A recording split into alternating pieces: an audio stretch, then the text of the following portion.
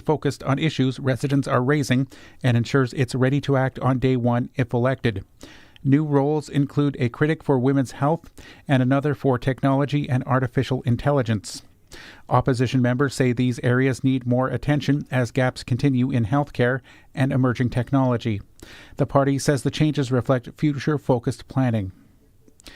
Métis Nation Saskatchewan has dismissed Brent Dignas from all ministerial duties after online audio recordings raised widespread concern.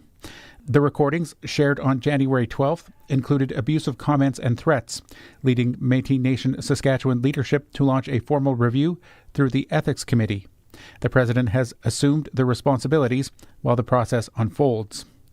Dignas later confirmed the recording was genuine and apologized, saying the remarks were inappropriate and did not reflect the standards he expects of himself. Métis Nation Saskatchewan says citizens will continue receiving services, with more updates to come.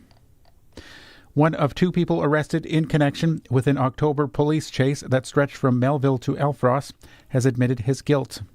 In Yorkton Provincial Court yesterday, 34-year-old Levi Bast-Kozar pleaded guilty to 9 counts in all, including flight from police, assaulting a police officer, and several theft charges, with the remaining counts against him stayed by the Crown prosecutor. With credit for time already served, he'll spend another 878 days behind bars, and he also received a 3-year driving prohibition, a 10-year driving ban, and a DNA order. That is your 620 CKRM News. Read more stories from around your community and around the province at sasktoday.ca and 620ckrm.com. Weather for B&A Petroleum and Swift Current, with multiple locations serving southern Saskatchewan for over 30 years. See B&A Petroleum for all your fuel and propane needs. Tonight, a few clouds. We're going to go down to a low of -2. It will be coming windy out of the west-northwest. 25, gusting up to 45. Tomorrow, increasing cloudiness. Light snow late in the day in the area. A high of 0, then falling, but it will be windy tomorrow. 25 to 50. Gusts up to 75. Tomorrow night, mostly cloudy, windy, snow showers in the area, up to 2 centimeters some places. -13. It's going to be, like I said, gusting up to 70 tomorrow night as well. Friday, early snow showers, then developing sunny breaks, high of -12. Friday, partly sunny, high of -10. Sunday, cloudy, flurries in the area, and a high of -11. Currently, in downtown Regina, partly cloudy sky, it is +1.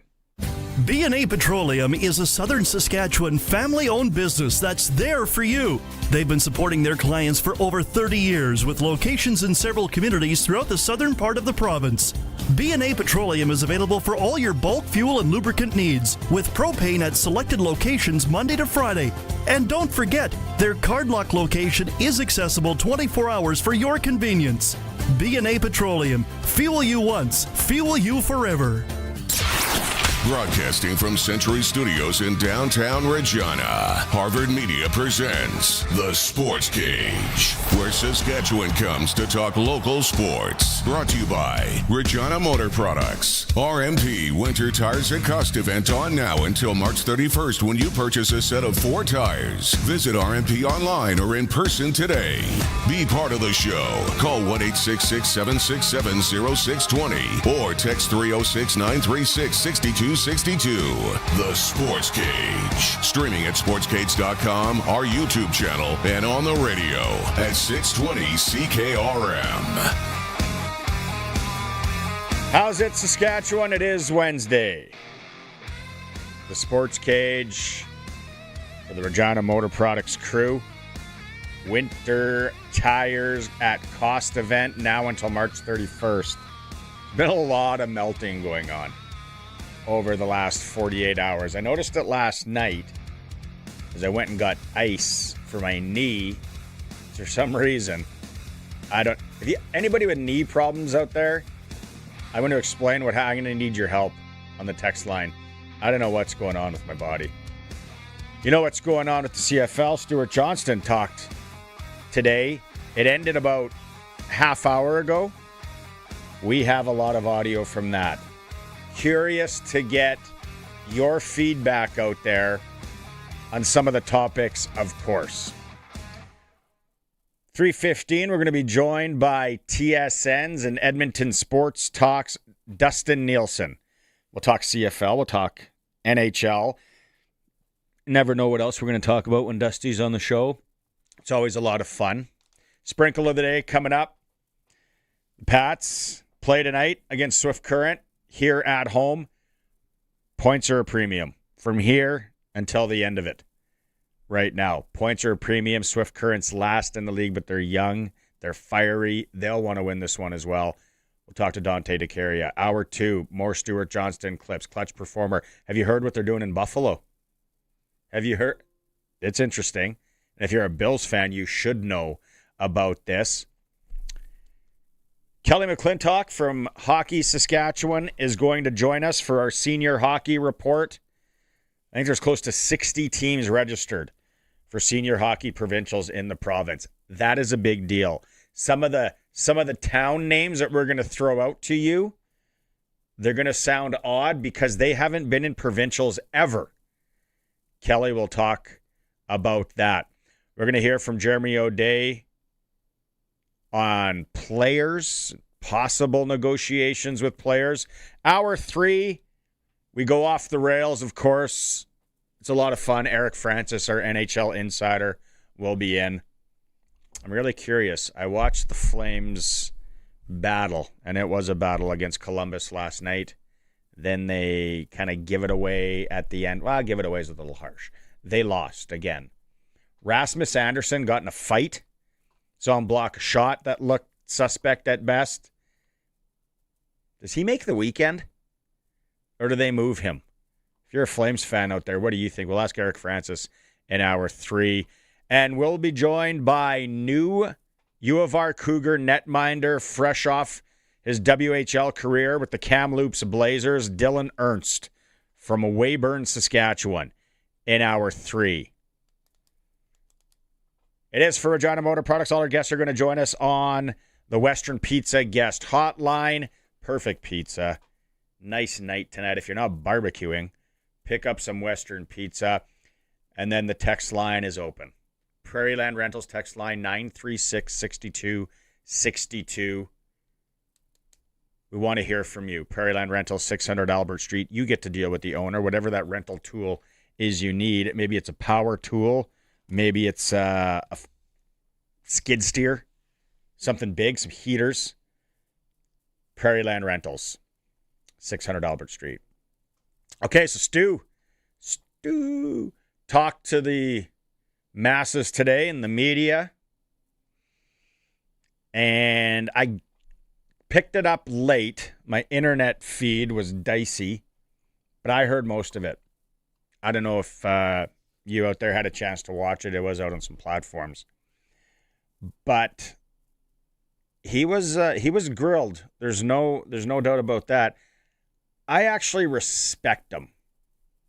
It's not an easy, and I know a lot of you out there are critical of him.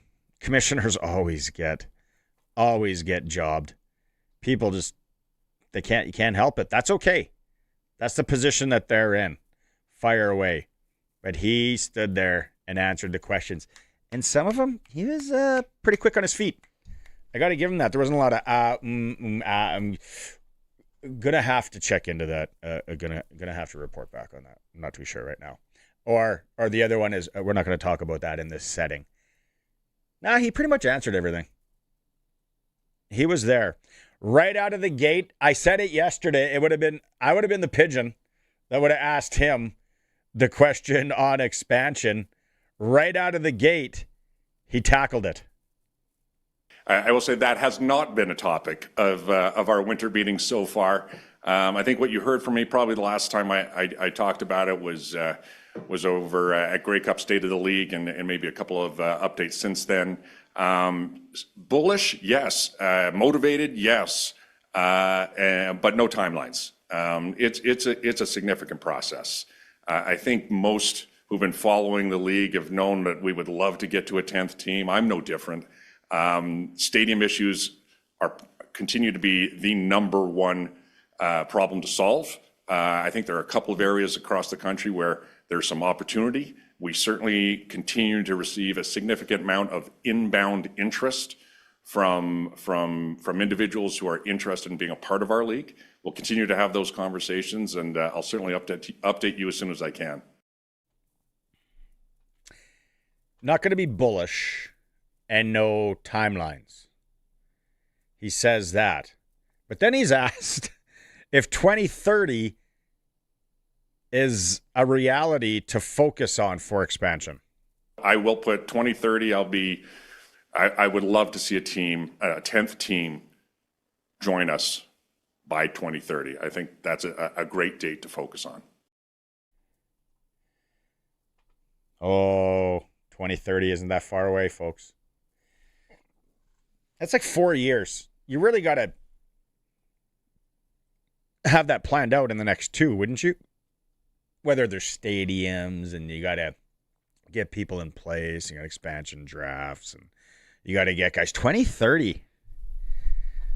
So I'm not going to give dates or timelines, but we're going to look at 2030. Is what Stu said. My personal take, my 2 cents.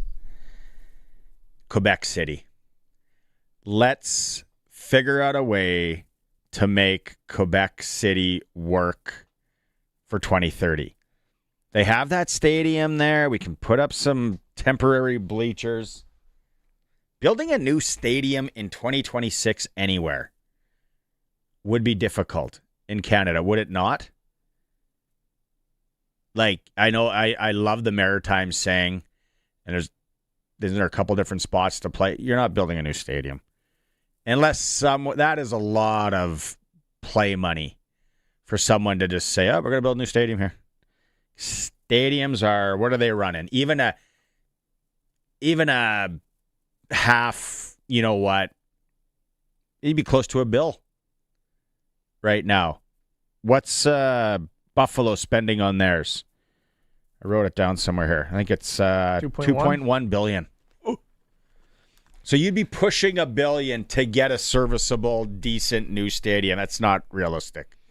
Unless it's in Dubai or you're part of the Live Golf Tour and you got more money than anyone will ever need. Can't see it happening. I don't care how rich you are. I think the Chiefs' new one is $3 billion.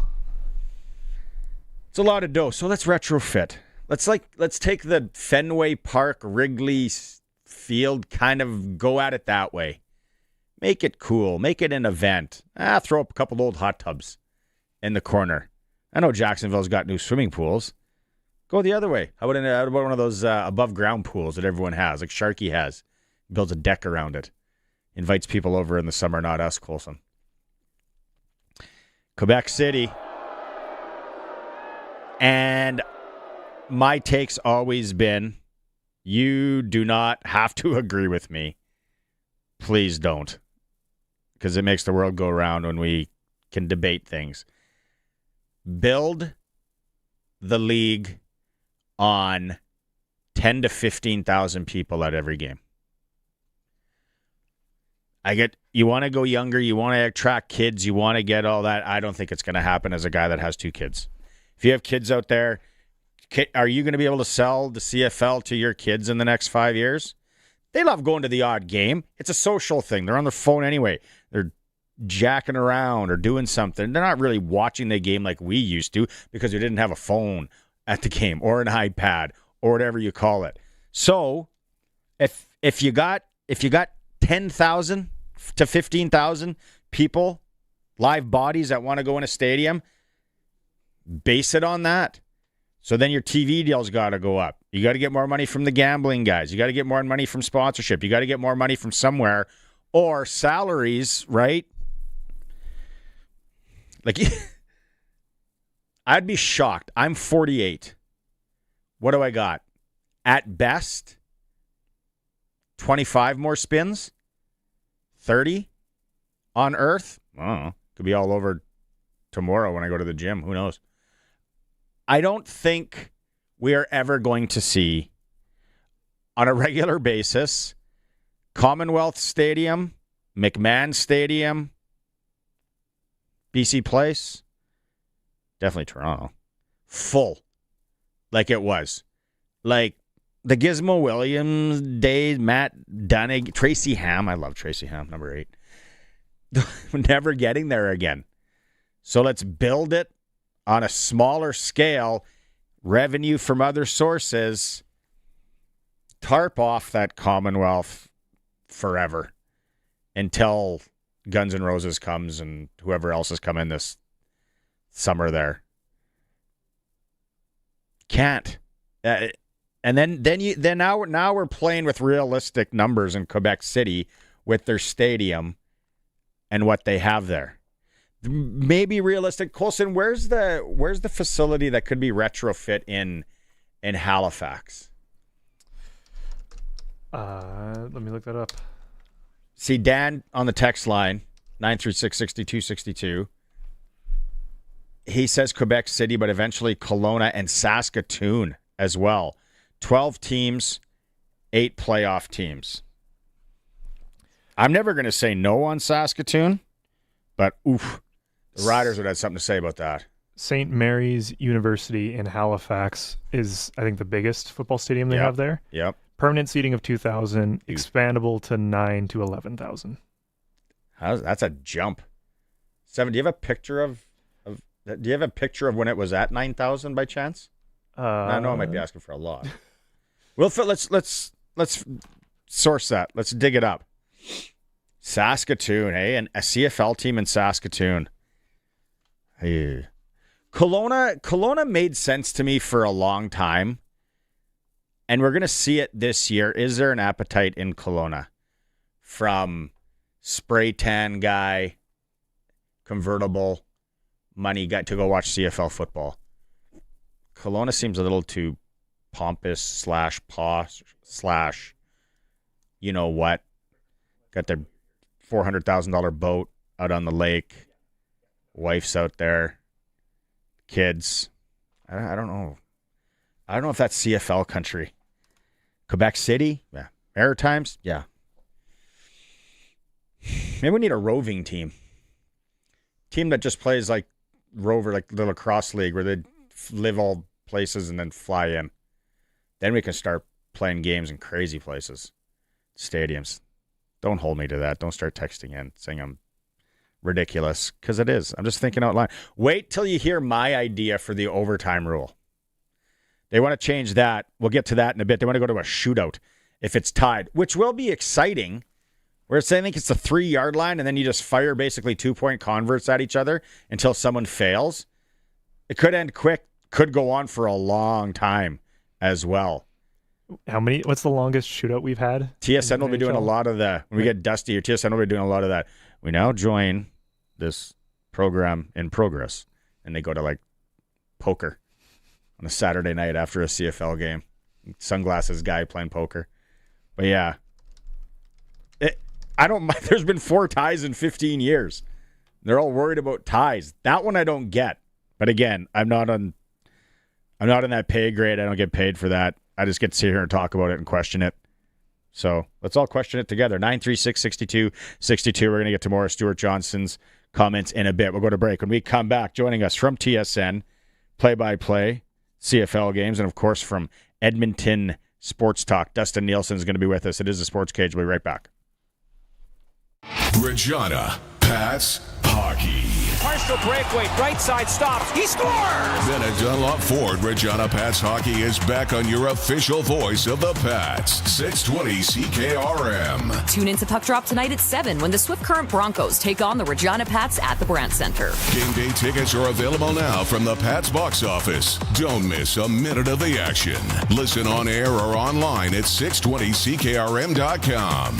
Regina Pats hockey. New year, same old basement? Freeze Tallman Lumber has everything you need to transform that space from storage to stunning. Framing lumber, insulation, drywall, interior doors, molding, and ceiling tiles. All the materials to turn your basement into something you'll actually use. Start the year by building it right with help from the pros who know interiors. And they'll deliver it if you live in Regina, Fort Capel, or anywhere in southern Saskatchewan. Visit freezetallman.com. Freeze Tallman. Let's get you building. back to our regular spot, Pump Jacks Cathedral. You know, I thought Pump Jacks was a kind of boot polish till last month. What are you getting? Kerwin's crispy ribs and a cold pint of local craft. Crispy, meaty, beautiful. You had me a meaty. Plus, we got live music on the weekends, big screens. This place is basically my second marriage. And way cheaper than the first. On the corner of Albert and 13th, Pump Jack's Cathedral Saloon and Steakhouse. Come early, stay late. The place where friends meet. Sportscage is live streaming from our Century Studios in downtown Regina. Watch now at sportscage.com and our YouTube channel. Be part of the show by texting 306-936-6262. 620 CKRM. It's for Regina Motor Products on Wednesday. I'm running the solo mission today. Colson's on the other side of the board. Thanks for making time. 936-6262. Prairie Land Rentals text line's open. I don't know if you caught this, Colson, but earlier this morning on our sister station down the hall, Play 92, Mark Johnston, very creative fellow. A lot of you see him roaming the stands at Rider games. I think it was for charity. He had people that went to the washroom. He was a washing room attendant. Now, I know you're young and you didn't go to the bars back in the day the way we did, and we found you became buddies with the washing room attendant at the Sutherland in Saskatoon or the Long Branch I don't think the Pat had him, but here the Pump had him. I remember that. And so Mark did that for charity. I thought it was a funny bit, great, very creative. Got me thinking though, cologne. You always you wanted a stick of gum just so you didn't have bad breath, and then you always put a little sprinkle of cologne on. And back in the day, we're talking mid-90s, late 90s, everyone right away is going to go Drakkar Noir. Oh, yeah, that was there. But I'm going to one-up you. Jupe came out that one Christmas. That was a hot cologne. Fahrenheit was a hot cologne back in the day. Mark Johnston, I talked to him about it, and he said he remembers the Swiss Army. It was a collection. You had it you got it at Christmas in like a package. Did you have a favorite cologne back in the day, Colson? I don't wear cologne, do you? No. Didn't go to the bars? Don't know what I'm talking about. No clue. I might as well be talking to myself on this one. Let's go out on the Western Pizza guest hotline, and joining us from Edmonton Sports Talk, TSN as well, Dustin Nielson. Dusty, we're of the same demographic. You went, you know the washing room attendant guy, right? Yeah. First of all, I have to say I didn't like your chances of getting an answer from Colson on that one. Like when you threw it to him, I was like, "There's no chance he's gonna be like big cologne guy here." The washroom attendant, yeah. Like the last time I probably saw a washroom attendant, Cook County Saloon here in Edmonton. Oh, yeah. I'm a big two-step guy. Like I love two-step, and so we'd go to Cook County quite a bit, and that was the last time I saw like an act. And I was always very awkward around those guys, right? I'm like, how much am I supposed to give you? I don't really want what you're handing out. I can get my own paper towel.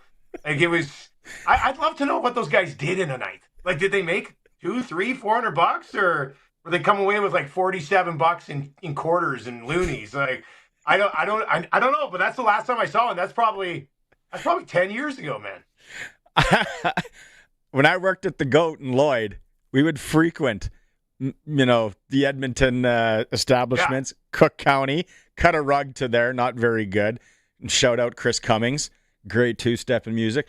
But you mentioned it. It was kind of like I don't have any money, and I do want a shot. I do want a shot of that jupe though, because I kind of might stink. But then you try, and slink out of there sideways. And buddy, he was like quick with the rag or the paper towel. Around, eh? Like, boom, boom, yeah, boom. what did those guys pull in? And that's all. Revenue Canada had no idea that those guys were even working. That is under the table as you can possibly be. Like that type of money. I remember the Swiss Army stuff you were talking about.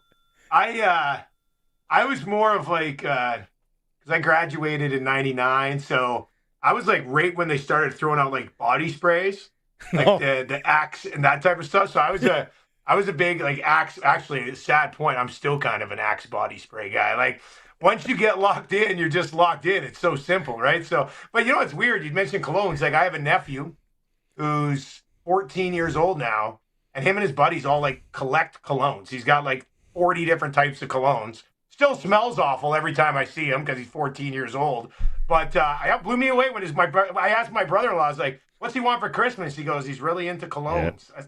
What is this about? So I have, hey, buddy, I got a 14-year-old. I go to the basement once in a while. It'll be like 4 bottles to 6 bottles. So Buddy's kid on the east, out east here, he had his little cartel. Then my guy had it in the north last year. They picked it up. He buys and sells cologne. Kid gets it for Christmas, doesn't like it. He looks at what it's worth. He lowballs him, picks it up, then he goes and sells it. That's the racket my boy's into right now. You know what? You know where this leads? It leads to a future job as a bathroom attendant at a club again, right? Like, maybe we're going to circle back around there again. Who knows? Cyclical. Everything's Put cyclical. it on the resume, man. You'll have an advantage over everybody. What was Buddy in for cost in a month? You had some mints there, some gum. The cologne would be your heavy costs. That would be the big one. The paper towel was supplied. Yeah, paper towel would have been supplied. Like, I was a big give me a sucker. Like, give me a yellow sucker guy. Like, give me a little, like, straw tray of suckers, and you might get $1 from me. I went, I think it was in Nashville recently, last 5 years. Now that we mention it, there was a attendant. There was a guy in there, and he had Zins, and he had chewing tobacco in pouches. And I was Smart like, move. We can't. Buddy's onto something here. Probably that guy's been in the biz for 25 years. Right? I don't know. Could you do gummies now? That'd probably be illegal, but maybe you could push the envelope. I don't know. Dustin Nielson from TSN and Sports Talk Edmonton is joining us here. I don't know. Did you listen to Commissioner Stewart Johnston today? I haven't had a chance. I was on the air with the oil stream. I got a bunch of shows all day, so I haven't had a chance to dive into what he had to say just yet. Although I don't know, like I was, when you were in that last segment, I was kind of looking online, and I didn't see a bunch of fires that he seemed to have to put out from what he said. So I don't know. You can fill me in if you want. I think the one recommendation that jumps out to me, which I like, is it's been recommended to stay with the last 3 minutes of a football game, stay with the clock as it is. Dusty, the Canadian game, we can like the NFL. It's okay. We can like college ball. We can like it all. It's football. One of the most exciting parts of the Canadian game is a team is kind of never out of it. You got to keep that. Yeah, and you're right. Like, I love the National Football League. I like watching college football. I'm not into it as much as I would because I just don't have a ton of time. But I don't think it's a homer take to say that the final 3 minutes in the Canadian Football League are the best final 3 minutes. I know Suits says it all the time. Like, the best final 3 minutes in sports that you're probably going to find is in the Canadian Football League. So when the news first came out about going to a 35-second play clock, I mean, the one thing that everybody started to bring up right away was, well, how's it going to work in the final 3 minutes? I hope it doesn't ruin the final 3 minutes. Well, you got your wish, right? The final 3 minutes are going to stay the same. So we'll see how the 35 – obviously, the guys who were putting this forward – looked at how the 35-second clock was going to operate, and I don't think we'll really know until we know. But I like the fact that once you get to 3 minutes, we're going to get right back to the way it was, leave it how it is, because it's pretty much perfect, man. And selfishly for you, when you're calling a game, it's never like boring time where you start doing client reads because you never know what's going to happen. Like I did like 32 games this year. I'd say there might have been a handful of games where it was like the team came out and in the final minute took a knee a couple times. Like, outside of that, they're usually slinging it right to the end. So I certainly have no complaints. I heard you talking about the overtime one, and you are right. Like, overtime, like, ties very, very rarely happen. Yeah. But at the same time, I'm also okay with no ties happening. So if you want to go to, like, I'm thinking of it as a play-by-play guy, and I think I might have called one of those ties over the last, I can't remember, but I remembered leaving a game being like, well, what was that? Like, what a waste. Like, we're here for 3 hours broadcasting, and both teams, neither team won, neither team lost. It sucked. So I look at the situation, and we only had one overtime in the league game last year in the league. I look at it from, if we get to the showdown from the 3-yard line, I'm going to love that. I think it'll be awesome to call. So maybe it happens once or twice a year. If it does, that's great. Still better than a tie. The D-gen in me loves that little nut that says tie, and no one ever hits it. No one ever gambles on it. I like the idea of you constantly betting 4 ties every weekend. On That's NFL? really bad, man. Yeah, well, that Sports Select, right? You got the 3-point. Yeah, you're right. I grew up on Sports Select too. I'm not going to lie. It was called. I'm not going to lie. I only hit it, I think, twice this year. It was a down year, definitely. Yeah, but it's exciting. I thought this past weekend in NFL, we can get to NFL in a bit here. I thought that would have been the one. But no, the shootout from the 3-yard line, I called it, 2-point converts, and somebody texted in going, what? 2-point convert? Yeah, so if they sit at the 3 and they sling it, that's exciting, back and forth. It could make for some long nights for you, but the way they think they have it structured is to keep it quick, keep it exciting. There ain't going to be a lot of downtime. Either way on that one, I'm like, cool. You want to keep ties? Good. You want to do that? I'm all good. Okay, realistically, if it was a video game or you had a call and they said, Dusty, where are we putting our expansion team in 2030, if that is the year? Where would you go? I in order, out east, got to give them something. Quebec City. Those two. The third one, and I think that would be viable. I think Stu, during the Grey Cup week, mentioned that, they've had some interested parties reach out to talk about expansion, right? So those would be the two that would be top of my list, and I'd be very comfortable with. It's the third one to get to a 12-team league where I don't think, I like Saskatoon. I've been there a few times. I call the University Hockey Championship there. I love the city. But there's zero chance the Riders are going to allow a CFL team to be in Saskatoon. Mm-hmm. And then you go to Kelowna, and I think Kelowna is really good for a one-off here and there. Yeah. But I don't think Kelowna is going to be like the Okanagan. I don't think would be able to pack 16,000 into a home game all the time. So there's two cities for sure that I think you could look at, and then that brings you around to, could you find a 12th team just south of the border that doesn't get any love in professional football down south, that would buy into being a part of the Canadian Football League? Not ideal, don't necessarily want it, but I don't see a third Canadian market that we could be going to. Minot, North Dakota. Basically Canada anyway. It was something that's close. There's maybe something over that could be a rival with Vancouver. What about Portland? What about Portland? Right? Yeah. I did the WHL final in Portland a couple years ago. Went to a soccer game, one of the best sporting experiences I've ever been to, the Timbers game, and they were playing Seattle, so they're huge rivalries. So I don't follow MLA. I think it was the Timbers and Seattle. Can't remember Seattle's name. Breakers? No. Anyway, it's Sounders. Sounders. It was and it was like I'd been transported to England.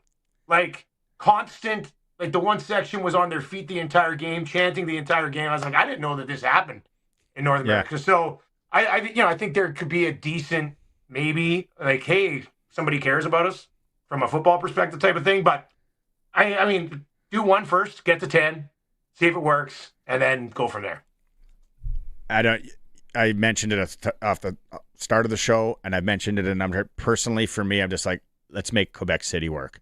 And maybe my thought process, marketing brain, dollars-wise, I get we need money coming in because we got to pay salaries. Some of the teams are trying to make money. Other ones, it's just kind of a write-off. What's a write-off, Jerry? Well, they're the ones writing it off. But no, then we get to a stadium, maybe 10 to 15,000 people, live bodies in a stadium. Maybe that's what the league needs to look at. Instead of, I don't think we're ever going to get to Commonwealth, Tracy Ham, Gizmo Williams days where it's packed again, or McMahon down the road, or BC Place. I think those days are gone, and it's so easy to watch sports on TV now. So maybe it's maybe then we open up the door for some of these smaller facilities, and it works. The last thing on the CFL, and I asked Suits this. I know where Suits lands on it a lot. Do you think that the player salary should be transparent? I think I probably disagree with my broadcast partner on this one. Because I would say, like, I think there's a way here.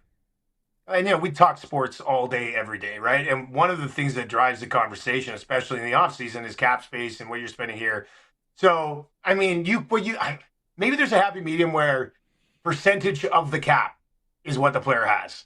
So we don't have to sit there and go, and then if you want to do the math and dial it back and be like, oh, he makes this much. But, I mean, the bottom line is that Canadian Football League players for half a year's work make a hell of a lot more money than all of us. For like half a year's work, right? Like they do okay. So I find people I find people think about the CFL 80s 90s CFL where a guy like legit was working part-time somewhere and then went to the football stadium. Yeah, like it's during not that the bad. season. Yeah. During the season guys were. Like now you'll find guys who get work in the off season. And I have 2 jobs. Like I work 2 jobs. Like it's not the end of the world. But like a lot of these guys, they're doing fine. So I think if we could sit here and talk about, CFL free agency coming up. The Elks have this much to spend. Here's what these guys are going for. Let's construct a roster. Like, I think it leads to more conversation around the league in the off season. And I think once we get into the season, nobody's going to be like, this guy should do more at corner because he's making 120 grand. Like, I don't see a massive downside to it. It's not like a hill I'm going to die on or anything, but I think it would be an opportunity to generate more conversation. I don't think anybody should be embarrassed about what the players are being paid in the league, man. Like, it's fine. Yeah, I disagree with Suits as well, but that's the beauty of it. We can disagree. Let's go to the NHL. Last time we had you on the Oilers, it was dire straits. Great band, but things weren't good. Now they're tied 48 points in the Pacific with Vegas. Seattle's right there. I don't watch them close enough. I try to watch them enough time. The Oilers, where are they right now? Because we're getting into it with the Olympic break and all that. What's the feeling around town? Yeah, pretty much if you ever have me on in October, November, it's dire straits for the Edmonton Oilers. Like, all the time. I mean, there's a couple storylines right now with this team. First of all, it's funny. Like, them and Vegas are tied for top spot in the division. Neither of them have won more than half their games. Like, that's how bad the division is. Like, the Oilers have won just under half their games. Vegas has won just under half their games. So it's not a great division, which is good news for the Edmonton Oilers. They haven't won the division since 1987. So maybe they'll actually win the division this year, which is, they've won cups since then, but they haven't won the division, which is nuts. Connor McDavid is absolutely at his peak right now. He's got a 20-game point streak going. I think it's 44 points over those 20 games. Might be 46. And I don't see him stopping. Like, if Connor McDavid was to be held pointless in a game, I would be stunned. He's usually getting 2 or 3 points right now. So, he's kind of carried them back into the thick of this. Leon Draisaitl there as well. Obviously, their power play is pacing towards setting a record this year. That's how good that's been. And then the goaltending thing's sort of starting to get figured out. Like, Tristan Jarry came back last night, played okay, didn't win the game. They've called up Connor Ingram while he was hurt, and Connor Ingram actually looks like a viable option moving forward. And then they still got Calvin Pickard, who they do like. So they'll have to get that sorted out. But, a lot of it is on the strength of a power play and a superstar that is at his ultimate peak right now, and it's just incredible to watch. I think Ingram and Knobloch are from the same town, aren't they? Imperial, Saskatchewan. Yeah, that's where they're both from. And Ingram, I mean, we haven't seen enough of Tristan Jarry yet because he got hurt right when he got here. He just got back, but I think Ingram might be just as good as Tristan Jarry. So, you might have 2 guys that can sort of push in a positive way, which would be a rare conversation for us to have. My list and my research here, the other thing about the Oilers that when I was looking at this list and I was like, ooh, that's interesting. I have them only sending 2 players to the Olympics. Yeah, it'll be McDavid, it'll be Draisaitl, not Hyman, not Nuge, not Bush, not Matthias Ekholm. That's good. They've got a prospect who's playing in the American League that's going to be on Germany, Josh Szymanski. Oh. And the guy that they released, David Tomaszek, is actually on the Olympic team overseas as well. So, but yeah, there's only 2 guys, which I would have liked to have seen Hyman make the team. I know we're going to get to the Olympics and be sitting here going, who's going to play with McDavid? And you could have just brought the guy who plays with McDavid and has 16 goals and missed a month. Yeah. But in the end, it's best for the Oilers to get these guys some rest. I mean, McDavid and Draisaitl are going to have to do most of the heavy lifting anyway, down the stretch into the playoffs. But for the rest of the guys to get some rest, man, I think it's the best case scenario. Yeah, because you look at some of the, Florida sending 9, Tampa Bay 8, which point got hurt. So that's dicey. Colorado 8, Minnesota 8, and then Edmonton sitting there with 2. I'm like, that's all right. Western Conference though, man, like who would have thought the Winnipeg Jets would be in the basement of that? Yeah. Now they're heating up. They've won 3 in a row, which it's going to be the worst thing that ever happens. They're going to finish 10th in the conference and not get a great pick when they could have just sort of continued to struggle. The conference is very interesting because, at the top of it, Colorado, now they've cooled off a bit lately, but for the most part, they're a juggernaut. And we were sitting here in Edmonton looking at the Oilers this year, and are they as good as the last year? But their division sucks. So I like their chances to actually, when the playoffs hit, McDavid and Draisaitl to drag them back to at least a conference final. And Colorado would be tough to overcome. I mean, I would probably think most people would pick Colorado to beat Edmonton. But, Dallas has had a great year, but Edmonton's owned Dallas the last 2 playoffs. And I'd take the Oilers in a matchup over Minnesota as well. So, Colorado could be a major issue for whoever. But I think the West playoffs, what does suck is that Dallas and Minnesota are going to have to play each other in the first round. Yeah. That's arguably the second and best 3rd teams in the league in the regular season playing each other in the second round. That's not right. I like to see them adjust that a bit. If there's one thing that the NHL could do to make a change like that, for me, that'd be the top of the list. Right there. Come on. Top of the list for me would be make sure the same amount of points are awarded for every game. I just don't know how a league operates where some games are worth 3 points and some games are worth 2. Every regular season game should be valued the same. And they just aren't in the National Hockey League. To me, that doesn't make sense. So that'd be the top of my list. But I agree. Either going 1 through 16 or 1 through 8. Probably 1 through 8 is where I'd go in the conferences and go there. Dustin Nielson from TSN, Edmonton Sports Talk. You can hear it online or on Cruise FM in Edmonton is joining us here. Let's spend a couple of minutes before I let you go being D-Gens and talking NFL football and the playoffs this weekend. Obviously, the Sportscage, the official home of the New England Patriots in and around the Saskatchewan area. What do you think this weekend? Texans plus 3.5 is my favorite play. So tough show to be on, I guess. Look. I liked the Patriots last week.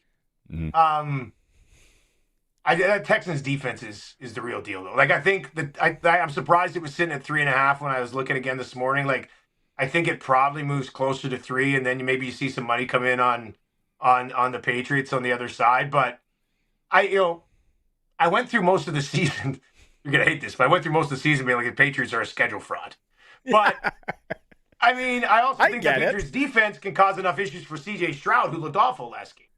But you can also look at it and go, C.J. Stroud fumbled the ball 5 times and threw an interception and won by 24 points.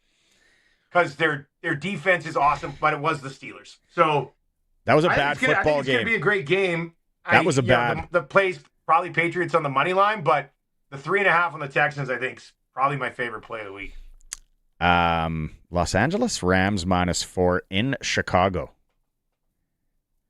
I've been on the Rams, kind of rolling with them for probably since about the midway point of the season, but they have me questioning them a little bit down the stretch. Matthew Stafford's my guy as a Detroit Lions fan. I was very happy to see him move on and go win somewhere else. I've always loved Stafford.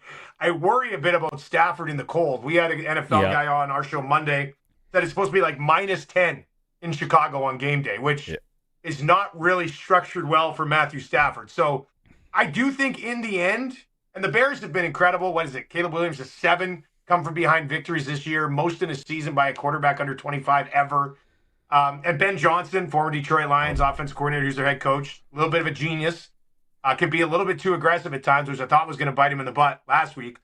But when it comes down to it, even in the weather, I think in the final 5 minutes of a game, I'm going to side with the league MVP this year, Matthew Stafford. The 4, I might be hesitant on. I like the Rams probably on the money line. If I had to take a side, I might get on the Bears +4 just because they find a way to keep things close. But I'm looking forward to that game too. It should be good. I just pulled up the weather, and yeah, you're right. It shows -10, but that's at damp cold. Like that's gonna feel all of -20 right to your bones. Oh yeah, it's gonna be chilly, man. Chilly. Yeah. There's no snow in that. There's no snow in that forecast, though. I didn't see. I just knew it was gonna be cold. I don't know if there's gonna be snow or anything. No, there Sunday night now there is, and wind though, 32K in the afternoon. So that could be gross. And then it's Seattle, like San Francisco is. I called them yesterday. They're the high school football team with like one player now, and you just hope that he can get it done. It's like I don't know how they got it done against Philly. That's how bad Philly is. Well, I mean, Philly's offense had been dysfunctional the entire year. So, if they were going to pull off anything, it would probably be a win over the Eagles. But, I mean, you lose Kittle. That's just too much. I mean, I've seen this at 7.5. I've seen it at 7. Seattle, I'd be shocked if Seattle doesn't win this football game. Is there some sort of cover because McCaffrey can possibly be a Superman and Brock Purdy has a little bit of swag to him? Maybe. But their defense, I mean, San Fran's defense really can't rush the passer, and they don't get many interceptions. So I think unless Sam Darnold's the interesting X factor here because last year he had a great year in Minnesota, kind of faded late and wasn't good in the playoffs. So Sam Darnold might worry me a bit about the 7.5, but I think Seattle's defense is pretty good too. So I think Seattle's going to win that game. And then that Buffalo Denver game, I mean, it comes down to Josh Allen being Superman. Like we were previewing that game against Jacksonville a lot last week, and both teams, we had Mike Garafolo on from the NFL Network. He's our Friday NFL insider, and he said whoever he thought won the Buffalo-Jacksonville game could very well go to the Super Bowl, which is probably a little disrespectful to the Denver Broncos, who have a great defense as well. But offensively, I mean, Bo Nix has kind of been hit and miss this year, so give the ball to Josh Allen, even though he doesn't have all of the best weapons that you'd like him to have, and I just have a hard time betting against that dude, knowing that some of his all-time hurdles are out of the way right now, and go get it done. He is the 6-man football in Imperial, Saskatchewan, 100%. where you have a really athletic guy and be like, that's the whole team. That's the guy. Yeah, but they he still should gets have it him done. play defense too. He should be on the defensive line. He should be an edge rusher on the defensive line. Yeah, and then sometimes we're putting you back at safety because you're tall and pick it up. I'm hammering Denver there for some reason. I just think it's understandable. The weather's supposed to be nice. Yeah, and the one hiccup in Denver's schedule, but when the Trevor Lawrence rolled in and put up 35 on him at home in Denver this year, like that one. I was not expecting that one. I thought that game, and that was, there's like 4 or 5 weeks left in the season or something like that. And I was expecting that to be the game where you go, Jacksonville's won 4 in a row, now they're done. Yeah, they can't. But they went in and put up 35 on the Broncos D in Denver. So, I mean, there's a little bit of hope for Josh Allen there, I think. But Buffalo's defense is going to have a monumental effort as well. So that's a tough game. I mean, that's probably a stay-away game, really. But it's a stay-away game, but I'm going to be on the Bills. Yeah, there's no stay-away games in my vocabulary. If next time you guys want to raise some money for charity, let's get Lieutenant Eric as a bathroom attendant at one of the establishments. I'm glad you said him because I'm not doing it. Yeah, I'm not doing it. But him and I would have frequented the same places in Saskatoon, so he'd have it dialed. He would know them all. Yeah, what's the place? Whenever he goes home, because he's a Saskatoon guy, Crackers? Is there a place called Crackers there? Is it still a thing? No. He always, when he goes home, I think he goes to some dive bar named Crackers. But I might be wrong. See, he does go to the watering holes. I was watching his Twitter there, some of the underground ones, which is good. Yeah. Hey, it's always fun to catch up, and I appreciate you doing this. Let's see how everything falls, and we'll catch up in a few weeks. Sounds good, buddy. We'll see you later. Right on. There he is from Edmonton Sports Talk. You can listen to them streaming every morning if you're in the Edmonton area. They're on Cruise FM, and of course he calls CFL tackle football games on TSN. Dustin Nielson. We'll go to break. It is the Sports Cage. We are streaming ourselves if you want to watch along through our YouTube channel at sportscage.com, and we're on the AM stick 620 CKRM. And the buck's dropped on your financial future. Are you skating toward retirement? Don't get caught offside when it comes to your work pension, farm succession, or changing family needs. Chad Reach, Senior Wealth Advisor, and the team at GP Financial Services and Aviso Wealth are your local independent advisors helping Saskatchewan families plan for retirement and beyond. 306-584-2755, gpfinancial.ca. Mutual funds and other securities are offered through Aviso Wealth, a division of Aviso Financial Inc. Dan from Croft Electric explains why he is passionate about doing rural electrical work. We are rural. I live on an acreage. I have 5 horses. I ride horses every weekend. We're rural. We want to be the one you think of when you're looking around your yard and you see something that's not electrically not right. We will come to your farm, wherever it is. Croft Electric. Do it right. Do it once. CroftElectric.com. It's time for the Sports Ticker. All right, Stewart, Johnston talked to the media today. We're going to be playing that throughout the show. A couple of things. It's been recommended that they stand pat. 20-second clock, the last 3 minutes of a CFL football game stays. Hopefully they go with that. From a lot of you, what you're saying on the text line as well. Hockey tonight in town, big 2 points. Every game has the big 2 points now for the Regina Pats. They're home to the Swift Current Broncos. You can hear it here starting at 6:30. Brandon Wheat Kings are in Saskatoon. Moose Jaw is in Everett. SJ Kindersley travels to Nipawin. LaRange is in Melfort. Prairie Junior Hockey League, Pilot Butte up in Saskatoon to take on the Quakers. AAA Midget at the Sixer, C6. The Contacts, it's the Battle of the Seas. The Contacts versus the Pat Canadians, 7:30. I'll be there. Come say hi. Saskatchewan U18 AAA Girls. Regina Rebels are in Swift Current to take on the Wildcats. National Hockey League, 1 Canadian team, Ottawa at the New York Rangers. Sportscage.com poll today. What change are you hoping for at the CFL's winter meetings? Vote at sportscage.com. Switch to Reliance today. Get $200 cash back with your new water heater. Some conditions apply. Call on Reliance. Okay. Opened up a can of worms, as I thought I would, with the cologne talk, the bathroom attendant talk. Mark Johnston from Play 92 was a bathroom attendant this morning at Harvard Broadcasting. It was great. Colognes are coming in. Fahrenheit or Celsius? I don't remember Celsius as a cologne.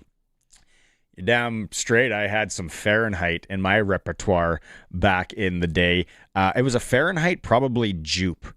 That was the juggling act. I see some of you on the Prairie Land Rentals text line too, talking about bathroom attendants. We'll get to those in a bit. I got to proofread some of these. Stewart Johnson talking to the media today. He did talk about the 2028 Olympics and how close this is for a deal being done with the PA. I'd say that the conversation this morning really pushed us forward quite a bit. We have more conversation to have with the Players Association, so that timing is dependent on how those conversations go. I know in speaking with the Players Association, they also are motivated because the players do want to be a part of this if they can be. So my hope, again, is that we will have, if not all details settled, at least the ones that we have control over settled prior to the start of this season. All right. You know me, if you listen to the show often, I don't think NFL or CFL players are a slam dunk to play flag football if they make the Olympics. They still have to qualify for the Olympics. The other thing, too, Replay Center, we talked about it yesterday with Suits on the show and Don Hewitt. They talked about the Replay Center and how it can become more efficient. It really comes back to clear and obvious. It is, number one, we want the officials on the field driving game flow. Make the call. And then Replay Center used to correct clear and obvious errors or mistakes. So that you're going to see us focused on time, but we don't want to focus so much on time that we do miss a clear and obvious play. See, and that's what we talked about. Yeah, clear and obvious, yeah, but use the technology we have in 2026. Things can be so easy. A question that maybe I would have asked if I was granted access and was able to go onto this. Is there an optimal time that the league wants the game to be played at? I'm very proud of our entire league and everyone involved in putting on game day presentation, in that if you compare the CFL to the NFL or NCAA football, we run significantly faster games. We are in the 2-hour 50 mark or low 50s. And if you go all the way to NCAA, it's well past 3 hours. So, the key threshold is keeping it under 3, and that's full start to finish from a broadcast perspective, let alone game time. We don't have a specific number. We just want to continue to be as efficient as possible in providing the most entertaining product that we can on the field. And to be entertaining, you've got to manage downtime. We'll have more Stu coming up in hour 2. A lot more Stu on that. I got to get some of your text messages here because you guys are buzzing. Even the personal phone is buzzing off the hook. There's been a number here. Scott, who else was it? Dan, Ray, Jim. Aqua di Gallo? That sounds familiar as a cologne back in the day. What was there we go. Rob's just saying Aqua Velva aftershave. Robbie just rolled out on a Friday, Saturday night with some Aqua Velva. This is the best I got. That's what I'm doing. CK1, let's be honest. If you're a 70s born, so you're partying in the 90s, when CK1 come out, that was a game changer, and then you had all the knockoffs. Remember all the knockoff CK1s? If you're buying Christmas presents for maybe your high school sweetie. Women, I want to hear from some of the women. What were the ones that they liked? Obsession? Yeah, see, I remember Obsession. Cool Water, don't remember it. Eternity.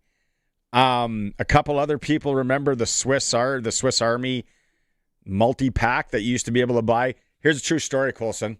My first ever cologne. I remember my dad wasn't a big cologne guy at all. But somewhere along the line, they went to Caesar's Palace when it was newer in Vegas back in the day, and he picked up a Caesar's Palace cologne. I don't know, maybe he had a stellar day on the slots and he was comped it. He had this Caesar's Palace cologne, and I would sprinkle it often, and I don't think he ever touched it. It smelled good too. Wow. I got to get to some of these after the hour. There are some beauties in here. Fahrenheit. We were a big Fahrenheit province, I think, to be honest. Hour 2, we're going to have more from Stewart Johnston. Interesting news on the Buffalo Bills and their stadium. If you haven't caught this, very funny. And if you're a Bills fan, you want to pay attention. Senior hockey report. Kelly McClintock's going to join us. Senior hockey provincial brackets came out. We're going to show them on our stream. We're going to talk about it. So much more. We're going to hear from Jeremy O'Day as well. It's the Sports Cage, streaming through our YouTube channel at sportscage.com. Listen weekdays at noon for Sask Today on CKRM with your host, Ryan Young, offering the most extensive agricultural news coverage with precision weather meteorologists in an industry that moves fast. Stay updated with the latest, most reliable information in ag news, crisis and trends, all in one place. Available anytime at saskagtoday.com. Sask Today, your trusted source for all things agriculture. Sponsored by Affinity Credit Union on 620 CKRM. Winter driving is easy, unless you want to stop, or start, or turn a corner. On snow and ice, that takes the right tires. And the right tires are at Quality Tire.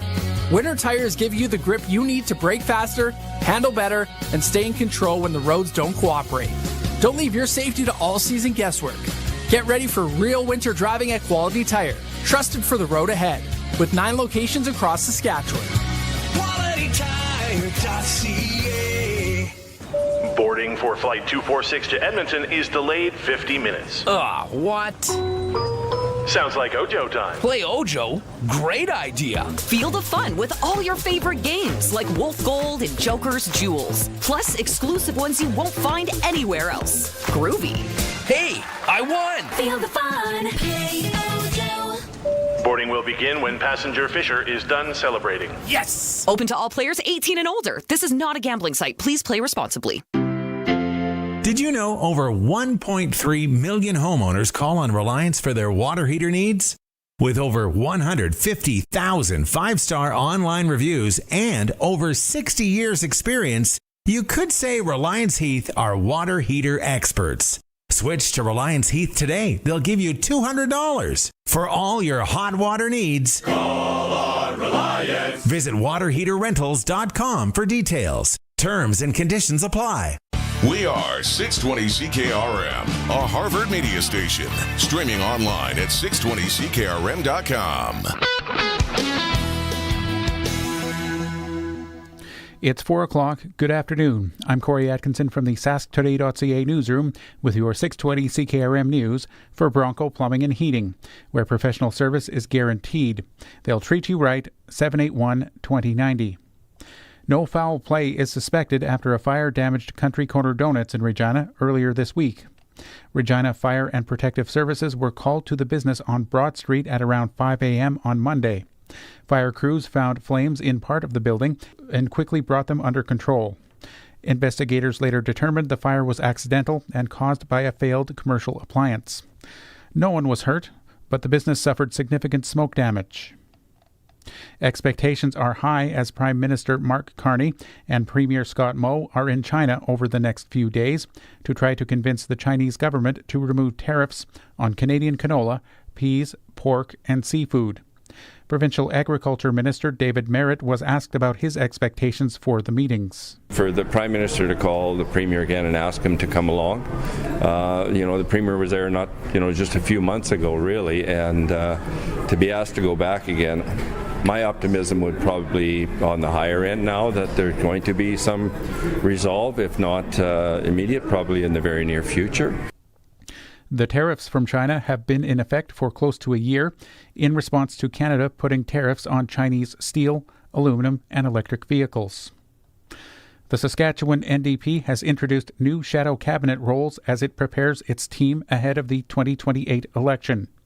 The opposition says the changes are meant to address issues people across the province are facing, including long waits in women's health services and the growing impact of artificial intelligence on jobs.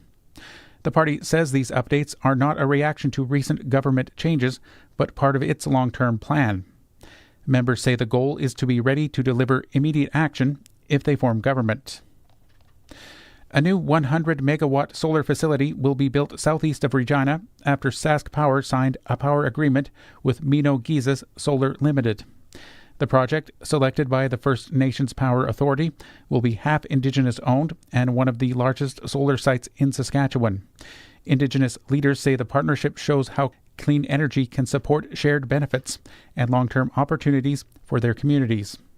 Sask Power says the project fits into its plan to expand renewable power, with 300 megawatts of solar already in development. The First Nations Power Authority calls the project a true collaboration. And the province is investing in 53 new suicide prevention projects, providing close to $480,000 to groups working to improve mental health supports. Recipients include local organizations and schools, with some using the funds to offer mental health first aid training and other workshops. The province says this work supports its long-term Pillars for Life strategy. That was your 620 CKRM News. Read more stories from around your community and around the province at sasktoday.ca and 620CKRM.com. Winter's coming. Is your home ready? At Bronco Plumbing, Heating, and Cooling, they install high-efficiency brine furnaces that keep your family cozy while saving energy and money. Their professional team takes care of everything, from installation to long-term service, so your home stays warm for years to come. Call 781-2090 or visit broncoplumbing.com today. Bronco Plumbing, Heating, and Cooling, and Bryant, whatever it takes. Brought to you by Line X Regina, Serious Protection Killer Lux, 1865 McCarra Street. Tonight, a few clouds. We're going to go down to a low of -2. It will be coming windy out of the west-northwest. 25, gusting up to 45. Tomorrow, increasing cloudiness. Light snow late in the day in the area. A high of 0, then falling, but it will be windy tomorrow. 25 to 50, gusts up to 75. Tomorrow night, mostly cloudy, windy, snow showers in the area, up to 2 centimeters some places. Minus 13. It's going to be, like I said, gusting up to 70 tomorrow night as well. Friday, early snow showers, then developing sunny breaks, high of minus 12. Friday, partly sunny, high of minus 10. Sunday, cloudy, flurries in the area, and a high of minus 11. Currently, in downtown Regina, partly cloudy sky, it is +1. For 40 years, the team from Linex Regina has been protecting vehicles across Saskatchewan, and we're changing with the times. 3 generations of our family have protected your vehicles. Our business has evolved, and we're not stopping now. The next generation is here. Same family, same commitment, ready for the next generation of truck beds, rocker panels, trailers, bumpers, and running boards in all kinds of colors. Linex Regina, 1865 McCarra Street, the next generation of protective coatings. Broadcasting from Century Studios in downtown Regina, Harvard Media presents The Sports Cage, where Saskatchewan comes to talk local sports. Brought to you by Regina Motor Products. RMP Winter Tires and Cost event on now until March 31st when you purchase a set of 4 tires. Visit RMP online or in person today. Be part of the show. Call 1-866-767-0620 or text 306-936-6262. The Sports Cage. Streaming at sportscage.com, our YouTube channel, and on the radio at 620 CKRM.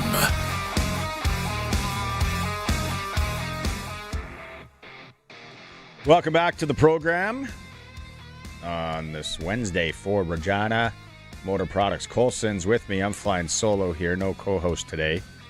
Sharky with me tomorrow. Prairie Land Rentals text line 936-6262. Prairie Land Rentals, 600 Albert Street. You get to deal with the owner. If you need anything to rent, you get a job done around the house, around the work site. Maybe you're going to be in the market for a Husqvarna snow thrower here soon when the snow starts flying again. Couple of things we're going out on the text line for today. Stewart Johnston spoke today. I thought it was pretty good. Didn't really skirt a lot of the questions. Some of you are going to disagree, for sure. Thought he stood up there and answered it. I love that it's been recommended. The 20-second game clock, the last 3 minutes of the game, staying. I'm cool with that. I liked it. It's a recommendation. It's not done for sure.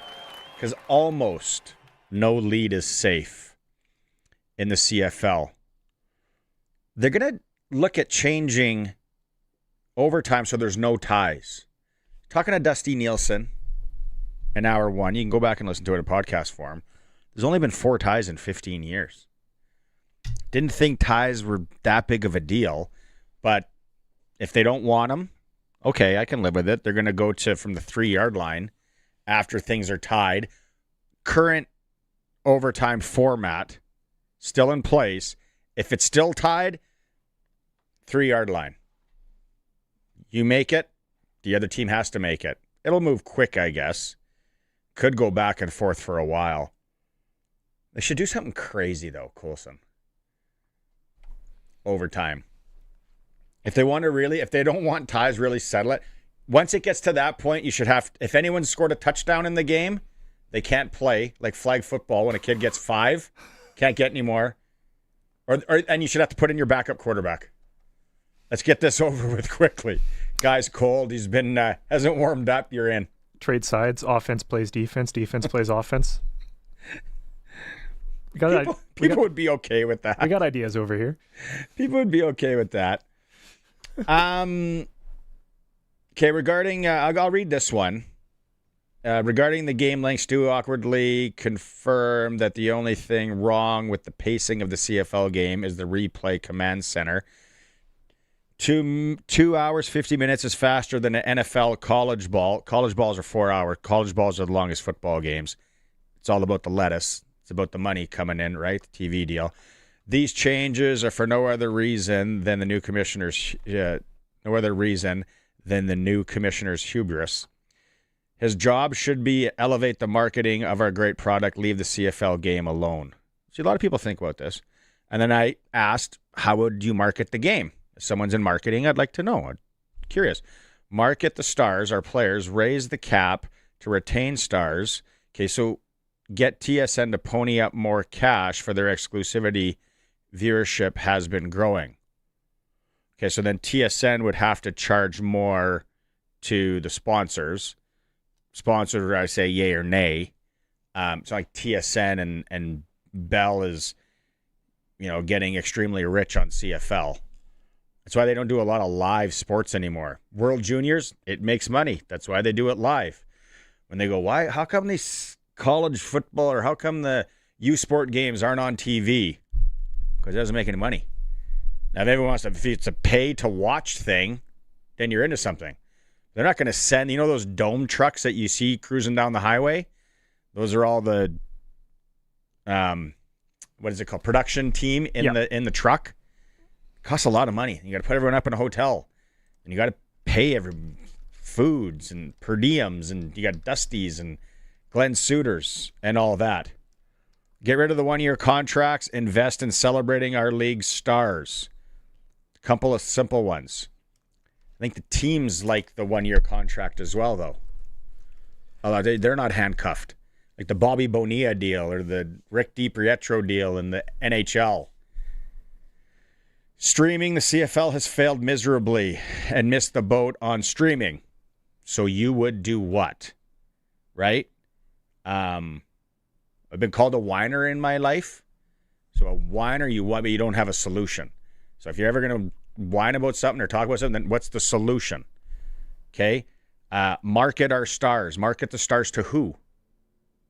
I would ask you that. My wife says that too. My wife's like, well, because she understands the child brain 1,000 times better than I do in her profession. She's like, kids want to be attached to a character of some sort. So AJ Ouellette with his long hair and all the character. But then kids, so then when he's gone, what do you do? Right? So if you have kids, and that a lot of you have texted in that have them, you know as well as I do, I ain't getting my kids to go watch a CFL game for 3 hours consistently and actually watch it like we did back in the day. Nothing wrong with that. We don't have to go, oh, bad parenting or, kids are bad. It's just how it is nowadays. Yeah. We were different than our, Guidos and Babas and Kookums, and we were all different too. Mm-hmm. Yeah. And me personally, that's why I don't like the 1 years, because you have players bouncing around, right? Like, I miss when we had players who were here for 4, 5, 6 years. And I know there's already benefits in like the player ratio, because you can have the nationalized American if they've been with a team for 3 years or whatever, right? So there's already some benefits there, but I think that's part of the attraction is the stars of the league, but also the stars of your team. And if the stars of your team are just moving to different teams every single year, and you have no one to invest into, right? Yeah. So you sign and you know what would happen. You sign a guy to a long-term deal, and then he doesn't report. Or he's taken a job at an accounting firm in Bunkport, Maine, because he'll make more. I don't know. There maybe is something there. 1 year deals. A lot of amateur leagues make do somehow with that as well. Could the CFL go to it? I'd have to see the data and the pros and the cons of that one. So good comment. I'll take it. Ed on the text line says, don't make the kickers try and win the game in overtime. Have both try to make or he says, don't make the kickers try to win a game in overtime. Have both try to make a 30-yarder, then 40, then 50. Don't know if my blood pressure could handle it for the Riders. So he's saying, don't let the kickers. Yeah. But then you're just getting into the whole shootout debate and penalty kicks in soccer. I don't mind. The CFL overtime format is set up very similar to like college football. I don't know who copied who. Good question. Back in the day, and who cares? It's exciting. And if they don't want ties and they want to go with these shootouts from the 3-yard line, all right, I'm cool with it. not a hill that I'm going to die on. The 55-yard line, I think probably George said that as well here. Leave the 55. It doesn't sound, the other thing that I got from Stu Johnston, I don't know if we got this clip coming up here in a bit, but it doesn't sound like they're backpedaling on anything. Board of Governors approved. We're not taking anything back. We're doing what we said we're going to do. Curious on the fields and when Mosaic's going to be getting new turf, because that's got to be coming around the corner as well. The other thing we were talking about today is Mark Johnston from Play 92, our sister station down the hallway. Great idea, raising some money for charity this morning. He set up as a washroom attendant here at Harvard Media this morning. Do you remember the washroom attendants? Was that just a male bathroom thing? Did the women's bathrooms have the attendants back in the day? You know, what was it? The Pump in Regina, Checkers, Lauderdales, Habanos. We'd come down here and party once in a while. Perry, he knows what's going on. He says the Long Branch, I was in Saskatoon, washroom attendant back in the early 2000s was a gem. He went above and beyond to make sure you were smelling like a $100 bill. And if you really wanted to help your chances on the night, you could pick up a rose for the last call dance. Hot take, Perry in Regina Beach. A rose. Loved the cologne. Then we get into cologne talk. Colson's not a cologne guy. Colson's not, he has no idea what I'm talking about when we talk about washroom attendants, for starters. Preferred stock. Early 90s preferred stock. Sounds familiar. Don't think I ever wore it. Dave Thomas said his favorite cologne was Colors. Came in a black bottle. That one I don't know. Also, don't know it. There's a few of you out there remember Fahrenheit. Fahrenheit was kind of like an orangish, yellowish bottle. That had a nice smell to it. Drakkar Noir, and I know that's the joke that everyone uses, Drakkar Noir. And that was more of a late 80s, wasn't it, when it came out? Popular. When Jupe came out, I really liked the scent of Jupe. Then so many, probably about 10 of you are saying Aqua di Gallo was a nice fragrance. I got to look up the bottle of that one. Colson.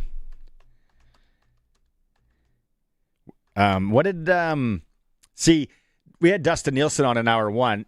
Obviously, he remembers the washroom attendants. We're in the same vintage.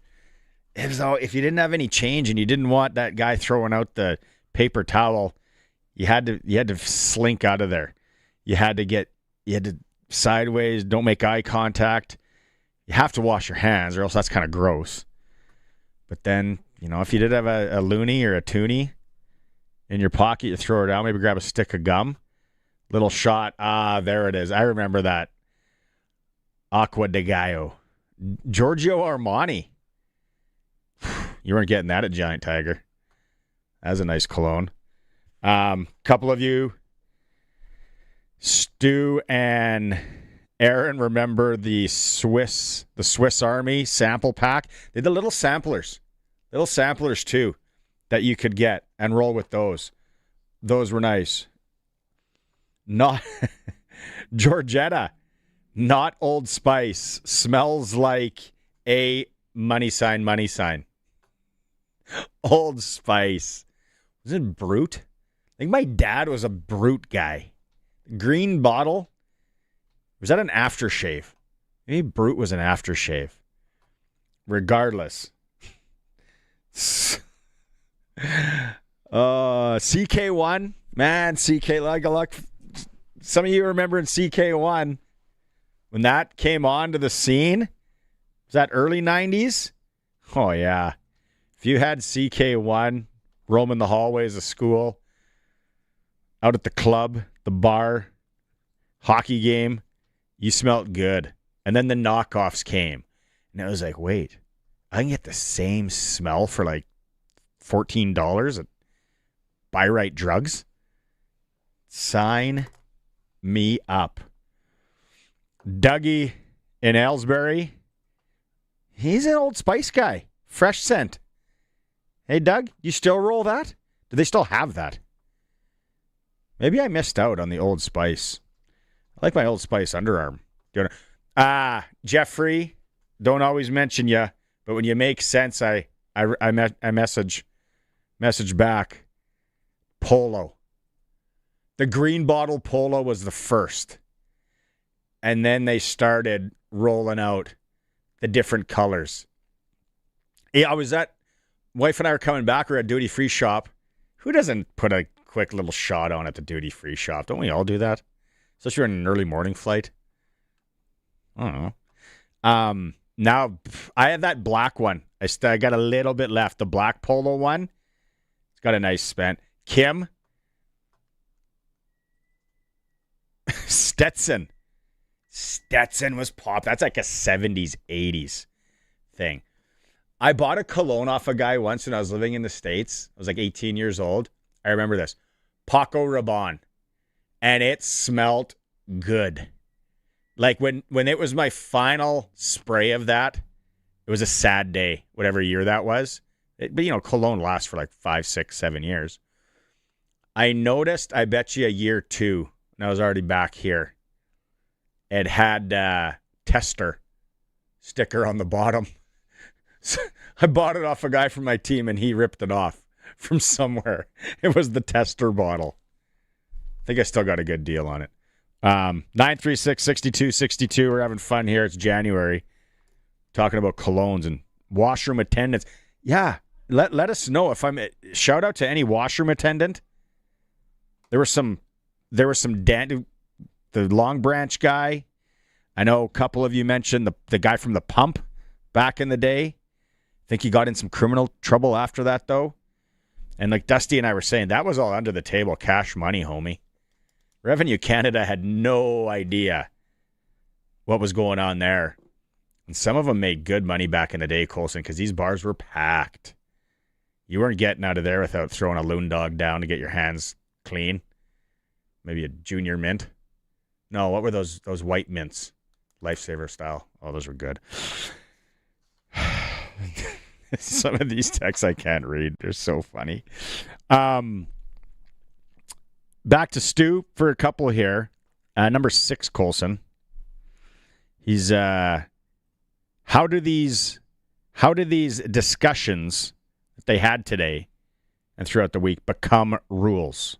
What we come out of winter meetings with are recommendations, and recommendations then go to management council for approval, and from there they go to the board for approval.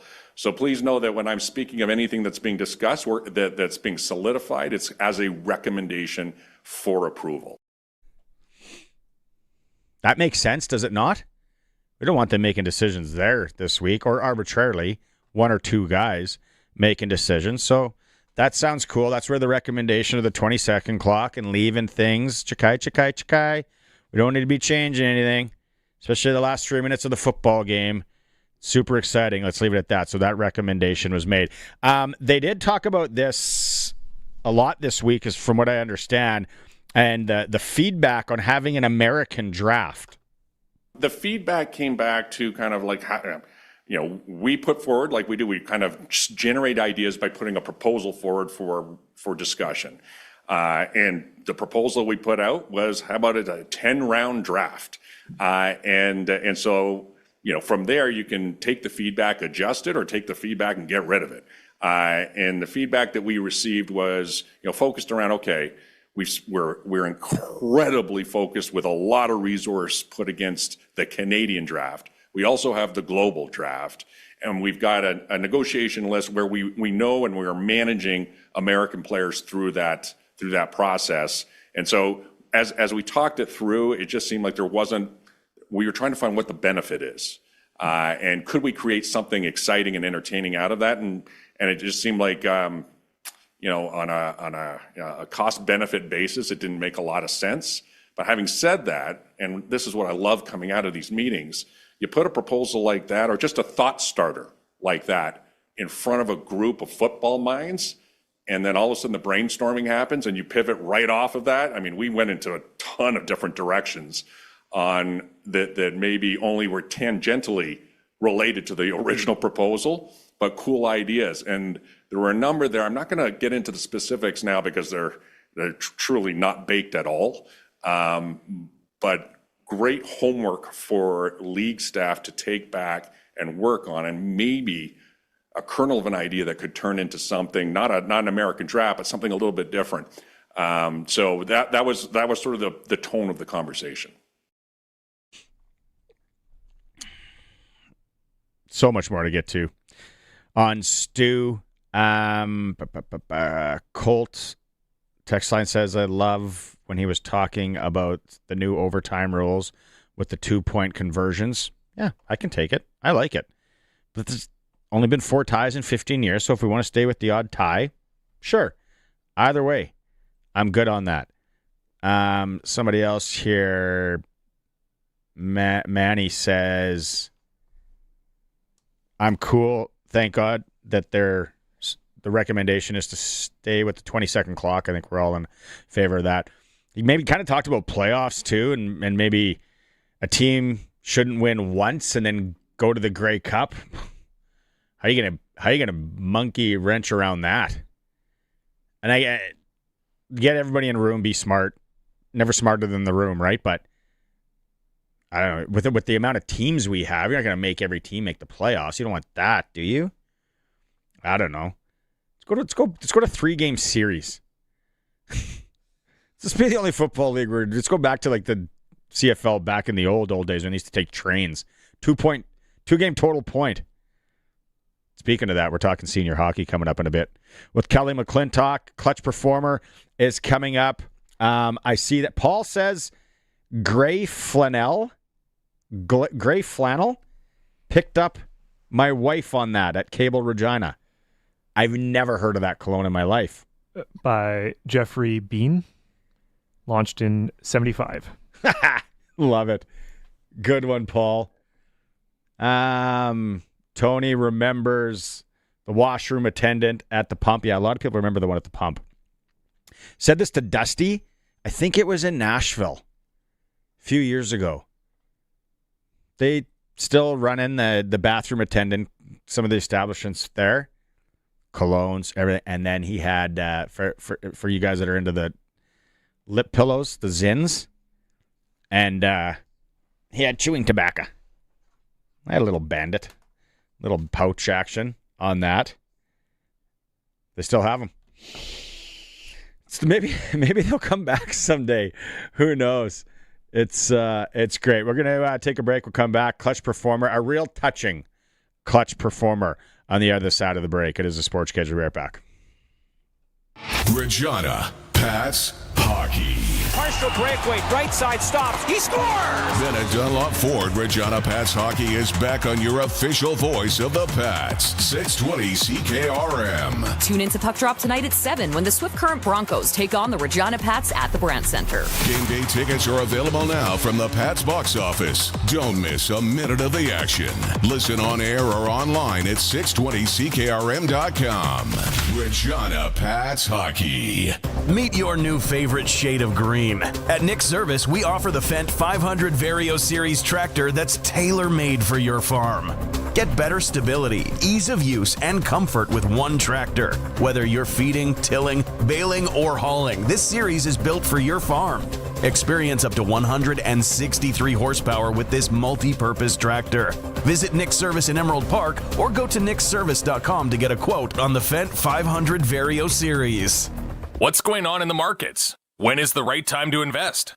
What should you do with your money today? When Dennis had questions, he talked to Brian Goalie. Our previous investor, he did everything by looking it up in the book. Brian seems to have a lot of research done on it, and he just doesn't pick stuff up and throw it at you. He makes sure that the investments are researched. Don't guess with your money this RRSP season. Call Brian Goalie at Smart Investing Solutions. We certainly do recommend him. 546-2533.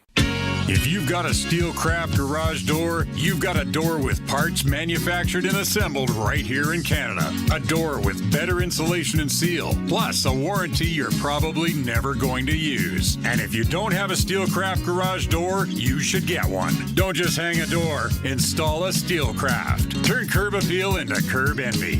Steelcraft door, Steelcraft door, Steelcraft door. We offer more. Steel-craft.ca. Back to Sportscage. Text 306-936-6262. 620 CKRM. Lots of talk today about the CFL Commissioner Stewart Johnston speaking today. We got more clips coming up. Also talk on washroom attendants from back in the day. The Mount Rushmore of washroom attendants. Actually, it's more the cologne talk that I'm loving. Getting into it. I knew this would go off today on the Sports Cage because we're all of the same vintage, are we not? Hey, if you're looking for something to eat tonight in the Regina area, or if you're on your way home out of Regina, Taco Time, the North one, it's on Rochdale, the Prince of Wales one, and the Harbor Landing one. It is Customer Appreciation Day, $3.99 classic burritos today. Oh, get it in ya. $1 from every combo sold is going to the Children's Hospital Foundation. If you're going inside, you got winning at all three of those locations. So if you want to support the Children's Hospital, it's Customer Appreciation Day, Taco Times. The North, the Prince of Wales, and the Harbor Landing. Some taco time for supper tonight. Text line again. I wish someone would have asked him when the CFL app will be released. We know this year, but what date will it come out? And no one asked him. I think one of the questions I would have asked is, can they look at changing the rule that a Canadian quarterback counts as a Canadian? That might be one of the most asinine. Is that a rule? I guess it's a rule. Where if a kid's good enough and he's Canadian to play quarterback, let that passport count. Right? Colson? Yeah. Am I crazy? You're not crazy. I would agree with that. I think that's something that would need to be in the players' agreement, though. So that might have to wait until that discussion comes up. But because I know they're heavily involved with the ratio stuff. But yeah, I completely agree, though. Like, it's the most important position. Why are we not encouraging Canadian quarterbacks? Mike on the text line.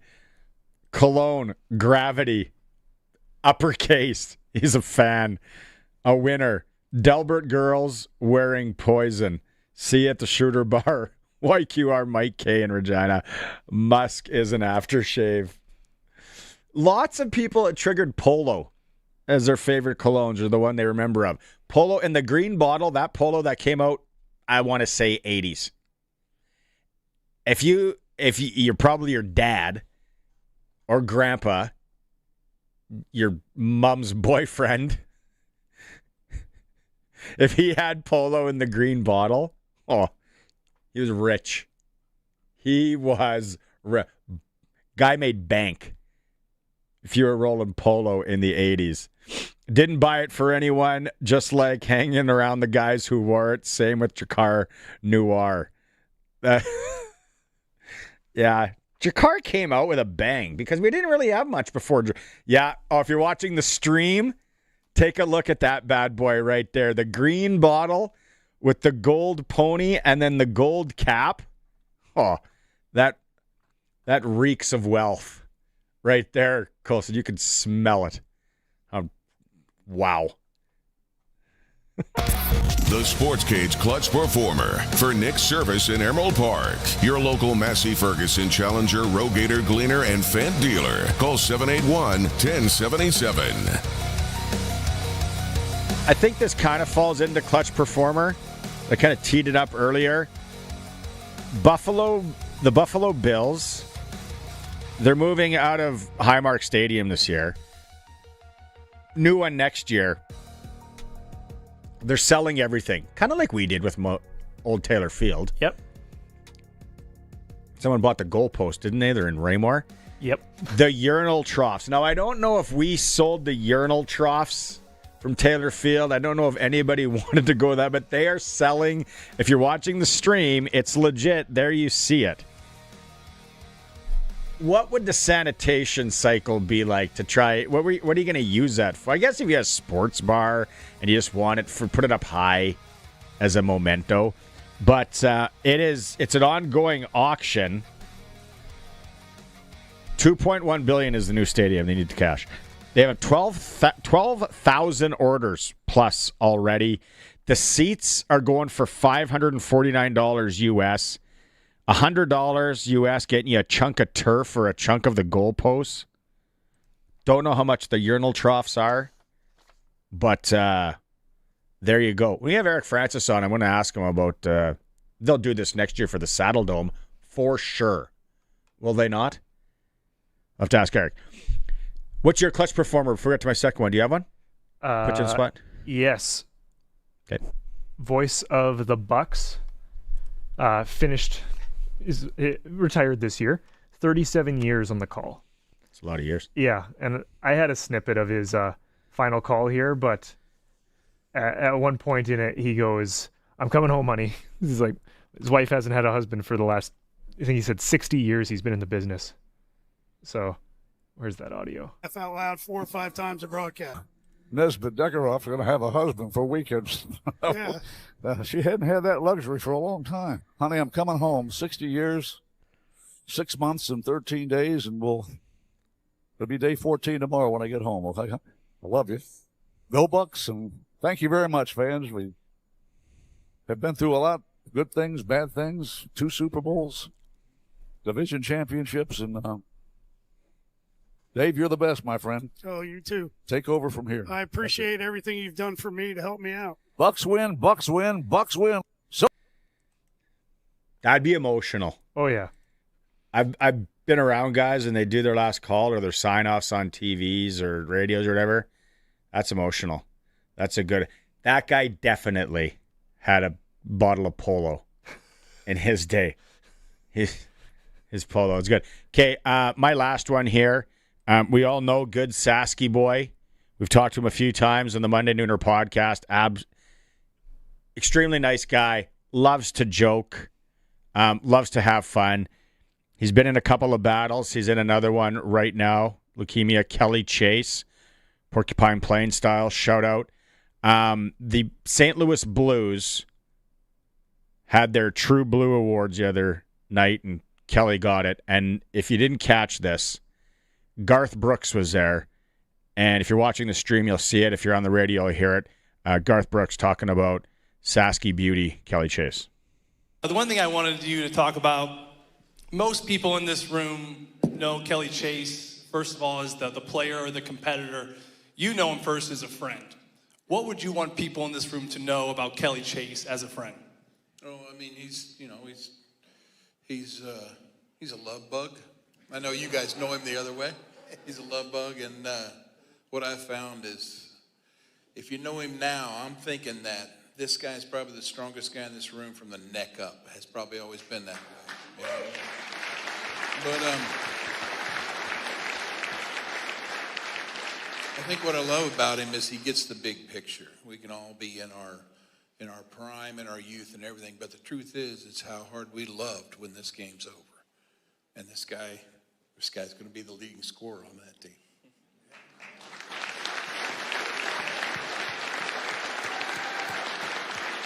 Can we lastly just clear the air? Chaser's been telling everyone that you wrote the song Friends in Low Places after him. Is that true or not? Yeah. I mean, you don't get any lower than that.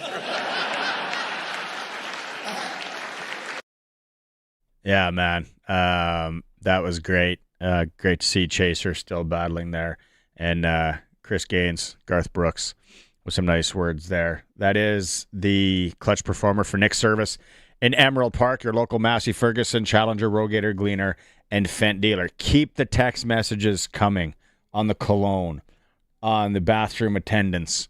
I'll be reading them. We're going to go to break. When we come back, it's a senior hockey report. Kelly McClintock from Hockey Saskatchewan is going to join us. It is a Sports Cage, a home of local sports, 620 CKRM. Winter in Saskatchewan tests everything, our patience, vehicles, and sometimes our bumpers. From icy parking lot dings to serious highway mishaps, choosing local matters. At Regina Motor Products Collision Center, we're Saskatchewan owned, run, and we drive these roads too. An SGI accredited full-service collision center working on all makes and models. Submit your SGI claim and book your appraisal. It's easy. When you need repairs you can trust, it's neighbors helping neighbors. Regina Motor Products Collision Center, south at Highways 1 and 6 Albert Street, rmpchevrolet.com. Looking for the best gear at the best price? Extreme Hockey and Sport just raised the bar. Now, with a price match guarantee, find the same product anywhere else, show the price, and they'll match it. The gear you need, the service you trust, and the price you want. Why settle for anything less? Get the local loyalty and the price match guarantee only at Extreme Hockey. Any budget, expert fit. Your local sit and fit hockey shop. Extreme Hockey and Sport, 1425 McIntyre Street, Regina's Hockey Shop. Time now for the Saskatchewan Senior Hockey Reports on the Sports Cage. Brought to you by Warren Steinley, MP for Regina Lothan, always on Saskatchewan's side. And Croft Electric, 28 years of trusted, reliable home, farm, and commercial service for all electrical needs. CroftElectric.com and all socials. All right, usually powered by the Monday Nooner here. The fellas are off today, so I'm like, well, I got to go to the horse's mouth. I got to cut it. Kelly McClintock from Hockey Saskatchewan. Kelly, thanks so much for taking time to join us here today. Provincials, where are we at? First off, let's go numbers-wise. This year compared to last year. Yeah, we have 58 teams in senior this year versus 41 last year. So increase of 17, which is awesome. Because you made some changes. Yeah, made some changes. Quickly, like we had a clip from the Nooner that we ran on the show earlier, but how do you explain the changes that you guys made quickly for the people out there listening? Yeah, we changed the definition of what an import is, and an import is anybody now who has played 40 or more games of junior A hockey and higher. So that's the biggest change of how we define an import. And then in the senior D category, we basically, there's no population to it. It's just simply your league team plus 3 imports. So we see a lot more teams in D there this year. Okay. The other thing, too, and we had our show the other night and our senior reveal show. Thank you for doing that as well. If we pull up the D bracket, there are some teams in D that haven't been there ever. Is that true? Well, I think there's some that certainly in my 32 years haven't been there. So you can see places like Blaine Lake, Meota, Hague hasn't been in for a long time, or Kelvington, Ituna, Allen, even Grayson, which is a bunch of guys put together a team out of Grayson. Flesh hasn't been in for a long time. Can't remember Mydale being in. And it's been quite a while since Rollo, Woda, Fort Capel, and Indian Head. So, it's really in those teams are all playing in leagues where they only allow the 3 imports like what we've defined them at. So, they're getting an opportunities to compete. And that's what it's about. It's about, small towns keeping rinks alive and getting people making senior hockey the place where you want to be on a Friday or Saturday night or a Sunday afternoon. What are you hearing from just senior as a whole in Saskatchewan and some of these towns? Because we cover it, and we got over 100 teams in the league. It's like an envy of the country. What are you hearing? Maybe the better question is, what are you hearing from other organizations across the country? And they look at it and go, how is senior so successful in Saskatchewan? Yeah, when I meet nationally with my counterparts, they're fairly envious of what we do, because it seems that senior hockey is if it does exist in their provinces, it's more of the high end people that want to play, and it's not what we see. And it's I attribute it to it's small town hockey. You don't see very many teams in bigger communities in our province. They're all from smaller communities, and it's I think that's the draw of it, and people want to keep it going, and they don't want to lose their rink. They want to see their rink stay alive, and senior hockey brings in a lot of good revenue. So I think it's real positive. Okay, D was popular. We had a lot of teams go there. What about, let's go, Colson, to C, and then quickly B. Maybe obviously these are down a bit, Kelly, and there's maybe some reasoning for that. Yeah, B and C, total we have 16 in the 2 draws. Last year we had 17. So overall 1, there's been some changes there. Shaunavon and Wapella, they haven't been in provincials for a long time. But this is where we made the changes, and now there's some adjustments that we might have to make some more changes for next year, but we'll get feedback from all the teams. But this is more population-based, and then also you're limited to the number of imports you can have. All right, and then what do you have? Colson's going to flip it here, but I know we're going to get to, what's the next one, Colson? Yeah, this one. Familiar names, and in B here. Yeah. B, how many imports were you allowed this year? You're allowed 7. Okay, so then we have some familiar teams there in and around the Regina area, Oxbow, Southey, Rocanville too, Balcarres, up in Balcarres, Kenora, Leroy, and then A was big, Kelly. This is kind of your big one, and then as we talked about it, this is kind of your perfect bracket. Yeah, perfect bracket of 16 teams. We had 13 last year, but there's some teams that because of the number of changing imports. So a place like Kyle, they were in last year, but they have to go because of the number of players that are designated as imports now. Even a Redverse has never been in A, but they have to go, or a Mooseman or a Langenberg, just because of that designation of imports. But, it's more caliber based than it is about population based. And, we still might have to make some adjustments, but this is a perfect draw on it, and it'll be some great hockey. And you guys made changes this year. You send out questionnaires and all that. I'm sure you'll be doing that again for teams.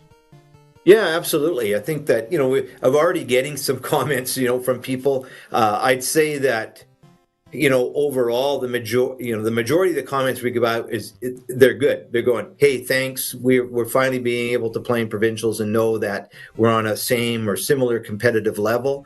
You get some teams, the Edams, the Kyles, the Redverse, the Moosemen might be like, hey, you guys got to still make adjustments. Why are we being penalized? Because we've developed lots of good local kids who went on and played good hockey, and now they've come back, right? So you've got that to weigh. But if we start talking about, hey, we want to have, the competition be about caliber, right? And it's similar caliber. And all those small towns you saw in D, they haven't been participating for years. And that's the key part, is getting them all involved. It's exciting. And I saw today, we already posted that there's teams that already have their first round dates locked in because it's going to be a grind now to win. Gonna have to start soon and go to almost April. Yeah, and the toughest part now is senior hockey is like Friday, Saturday nights. No one wants to play during the week. No one wants to play Sundays, right? They don't even play more than 20 games in their league. But now, they all want to play, best of 5s and best of 7s in their league playoffs because that's more important. And so now they got to get those dates in, and we give them 2 weeks to get their draws done. So, you got to schedule those 3 games, and then they have to make adjustments. And, which of my players are going on holidays, and all of that kind of fun stuff comes into play now. It's a wild ride. Again, how many teams this year? 58. 58 teams. There's not even 58 teams in most other provinces, let alone just in provincial. No. And that's over half the senior teams in the province. So that, that's, it'd be nice to, at some point to get in that 70, 75, but, it's up to those teams. But, when they start seeing, hey, like 26 teams in D, and they see, hey, well, those guys went in, why didn't, maybe we have a shot next year. So it's alive and well in Saskatchewan. Kelly, thanks for making some time today and hopping on. We'll be paying attention to it as well, and continued all the good work you guys do down there at Hockey Sask. Thanks for all the exposure, Barney. It's awesome. Take care. Right on. See you later. Kelly McClintock from See you, man. Hockey Saskatchewan. 58 senior teams. I know some of you don't follow senior hockey. You're like, I don't know what that means. That is a lot. Think about 58 communities, rinks packed, concessions packed, kids having a blast. That's what it's all about. Saski is senior hockey country. Senior Hockey Report, powered by the Monday Nooners, brought to you by Croft Electric and also Warren Steinley, MP for Regina, Louvain, always on Saskatchewan's side. We are going to talk to Crofty here coming up in a moment. It is the Sports Cage on the home of local sports in Saskatchewan, 620 CKRM. Get it hot and get it fast. Western Pizza. Been a long day. Your feet hurt, your brain is fried, and now supper?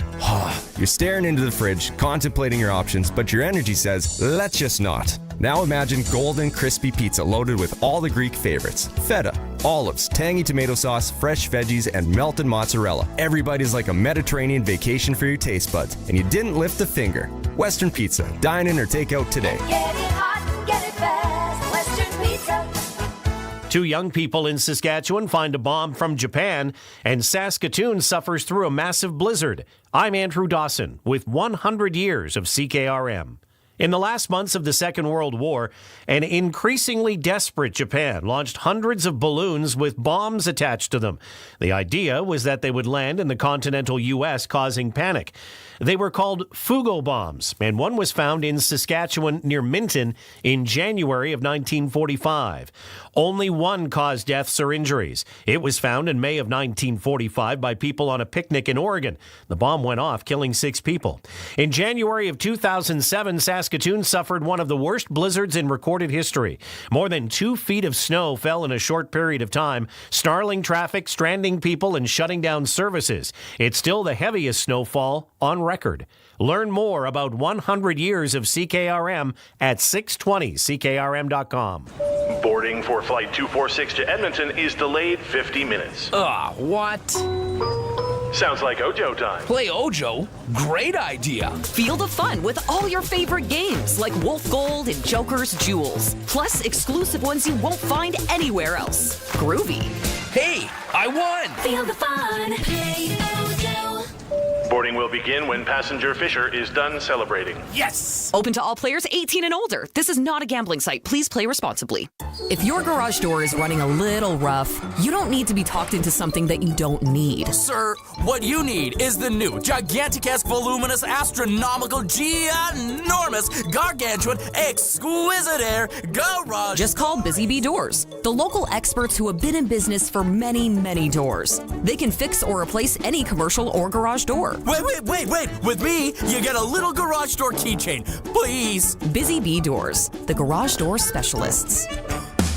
This is Sports Cage. Be part of the show. Call 936-6262 or toll free 1-866-767-0620.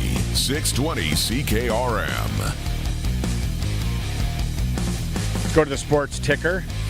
We're getting up across the hour here. It is for Extreme Hockey and Sport, home of the price match guarantee. Hockey in Regina tonight. The Pats hosting the Swift Current Broncos, 7 p.m.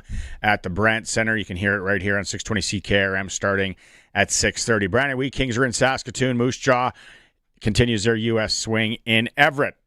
SJHL, Kindersley Clippers travel to Nipawin. Melfort is home to the LaRange Ice Wolves. Prairie Junior Hockey League, Pilot Butte is up in Saskatoon to take on the Quakers. Also in Regina at the Sixer, Regina Pat Canadians hosting the Saskatoon Contacts tonight, 7:30. Liam Pugh and Maddox Schultz are in lineup for the Pats tonight, so Pat C's not with their 2 studs there. U18 AAA girls, Regina Rebels are at the Swift Current Wildcats, 8 p.m. puck drop there. 1 Canadian team in action in the NHL, Ottawa at the New York Rangers. For Extreme Hockey and Sport, like I said, home of the price match guarantee. They're now open in Moose Jaw, Temple Garden Center, also doing the price match guarantee. If you're into shopping local, they support local. It is Extreme Hockey and Sport. Let's go out and talk to our friend Dan Crofty from Croft Electric. Crofty, I got to ask you, back in the day, what was your cologne? What was your go-to cologne? Well, yeah, I've been listening, and I remember as a kid stealing some Stetson from my dad back in the day. But I kind of a big Hugo Boss guy, and like the Hugo colognes. Back in the day, I could see you running some Stetson for sure. Croft Electric, what you guys do out there, and obviously when it comes to electric in and around Regina area for many, many, many years. But also you got something new that you're getting out there as well to people. Yeah, for sure. So yeah, we're 28 years in continuous service in Regina area. So we're rolling out for 2026 what we're calling preferred customer program and a loyalty bonus program for all of our long-standing customers and for our loyal customers. So the preferred program is something kind of new. We're going to roll out where we come out and do a 24-point inspection, some thermal imaging of your panel and different things throughout your home or business, and make sure everything's good, make sure everything's safe, make sure everything's up to code. And help people get ahead of some of these problems. It's probably a thing too, Crofty, when people are moving in, whether it's a new home or a new office space or a new Quonset even, to maybe get something looked over, because the code thing that you mentioned, you never know who was in there before. If you're ain't getting the full inspection, even sometimes when you're getting a full inspection from someone before, you might want to have someone look at things. Oh, for sure. Not saying, codes change, first of all. Things change and things, are over the years. And, you never know who was there before when you buy a new ranch or new house or new shop or whatever. And, I'm not saying anybody's doing not doing things right. And, a lot of homeowners, a lot of weekend warriors doing some work on their own stuff and causing possible issues down the road. We've all heard the joke, anybody can be an electrician, just white to white, black to black, red to red. Well, it's not quite that simple all the time. Definitely not. I tried to put in a ceiling fan once with my wife. She's way more inclined to do stuff like that than I am, and that was a little bit dicey. What's the best way for people to get in touch with you? I know you're all over the socials as well. Yeah, for sure. Please follow us on all our socials for all of our deals and upcoming specials and different stuff like that, as well as if you'd like, you can sign up for our newsletter. But yeah, the best way to get a hold of us is either, just give us a call, 306-586-1333. Amy does a fantastic job making room for people if it's an emergency or something that needs to be taken care of right away. Or if it's something, a quote or whatever, we can get that lined up. As well as we do have you can book a call on our website at www.croftelectric.com. Oh, that makes it easy right there. Okay, before I let you go, we just had the senior hockey report. Do you already have your tickets in place for the Lumsden Monarchs and their run? I don't quite have them in hand yet, but as a Monarch alumni, I like to sneak in there once in a while and support the boys. That's right. They got Davidson in the first round. That'll be a good. Maybe we'll get the Stetson on together and go watch some of that. There we go. I like it. Right on, Crofty. Thanks so much. I'll talk to you again. Sounds good. Thank you. Right Bye-bye. On. Dan Croft from Croft Electric. Anything you need electrical, you find them. And, yeah, follow them on the socials. Croft Electric. We're almost up against the clock. Eric Francis in hour 3. Guaranteed Eric's going to have some comments on washroom attendants back in the day. A favorite cologne for sure. We're going to have more from Stewart Johnston in hour 2. Oh, text line. I got to get Aqua Velva. We've had like 3 votes for Aqua Velva. You know what Aqua Velva is, Colson? It's like an aftershave. Smelt really nice as well. Dion from Regina says, 10 years ago I worked with a guy who was a cook. He seemed to bathe in polo. Every time he walked by me, he was so strong and I had a headache. Hated the cologne. Polo had a good run, though. It's not cologne, it's hair cream, but my dad rocked Wild Root for 50 years, says Dan. On the subject of cologne, a lot of high school Sask graduates in the 80s got some sweet English leather cologne for that C+ average in school. That rings a bell. English leather. I think they sold it in bulk at the Price Club. Thanks for that, Mike. 936-6262. What do you remember? What are your favorite cologne back in the day? Ladies, we still want to hear from you. Like Audrey, Georgetta, Pat also. We want to hear. And send it in 936-6262. Eric Francis, Stewart, Johnston, and new UofR Cougars goalie Dylan Ernst in the back half of Hour 3. Stay tuned. It is a Sports Cage. We'll be right back. We are 620 CKRM, a Harvard media station, broadcasting live from downtown Regina. It's 5 o'clock. Good evening. I'm Corey Atkinson from the sasktoday.ca newsroom with your 620 CKRM news for Echo Sound and for Coppell. Stay connected with a new cell phone from Echo Sound. Call 306-332-6711. And brought to you by the Capital Automotive Group. Capital's 100K giveaway is back. See capital100k.ca for more information. No foul play is suspected after a fire damaged Country Corner Donuts in Regina earlier this week. Regina Fire and Protective Services were called to the business on Broad Street at around 5 a.m. on Monday. Fire crews found flames in part of the building and quickly brought them under control. Investigators later determined the fire was accidental and caused by a failed commercial appliance. No one was hurt, but the business suffered significant smoke damage. One of 2 people arrested in connection with a police chase that stretched from Melville to Elfrost has admitted his guilt. On October 5th, a vehicle stolen from Regina Beach was spotted near Melville. When Mounties tried to pull it over, the driver refused and was finally stopped before the vehicle ran over a spike belt near Elfrost. In Yorkton Provincial Court yesterday, 34-year-old Levi Bast-Kozar pleaded guilty to 9 counts in all, including dangerous driving, flight from police, assaulting a police officer, and several theft charges. The other charges against him were stayed by the Crown Prosecutor, and after getting credit for time already served, he'll spend another 878 days behind bars, and he was also given a 3-year driving prohibition, a 10-year driving ban, and a DNA order. Battling herbicide-resistant kochia and wild oats tops the list of projects receiving money from the Saskatchewan Agriculture Development Fund. $2.5 million is being allocated to research being done by Sean Sharp, a research scientist with Agriculture and Agri-Food Canada in Saskatoon. 39 other research projects will receive $7.2 million.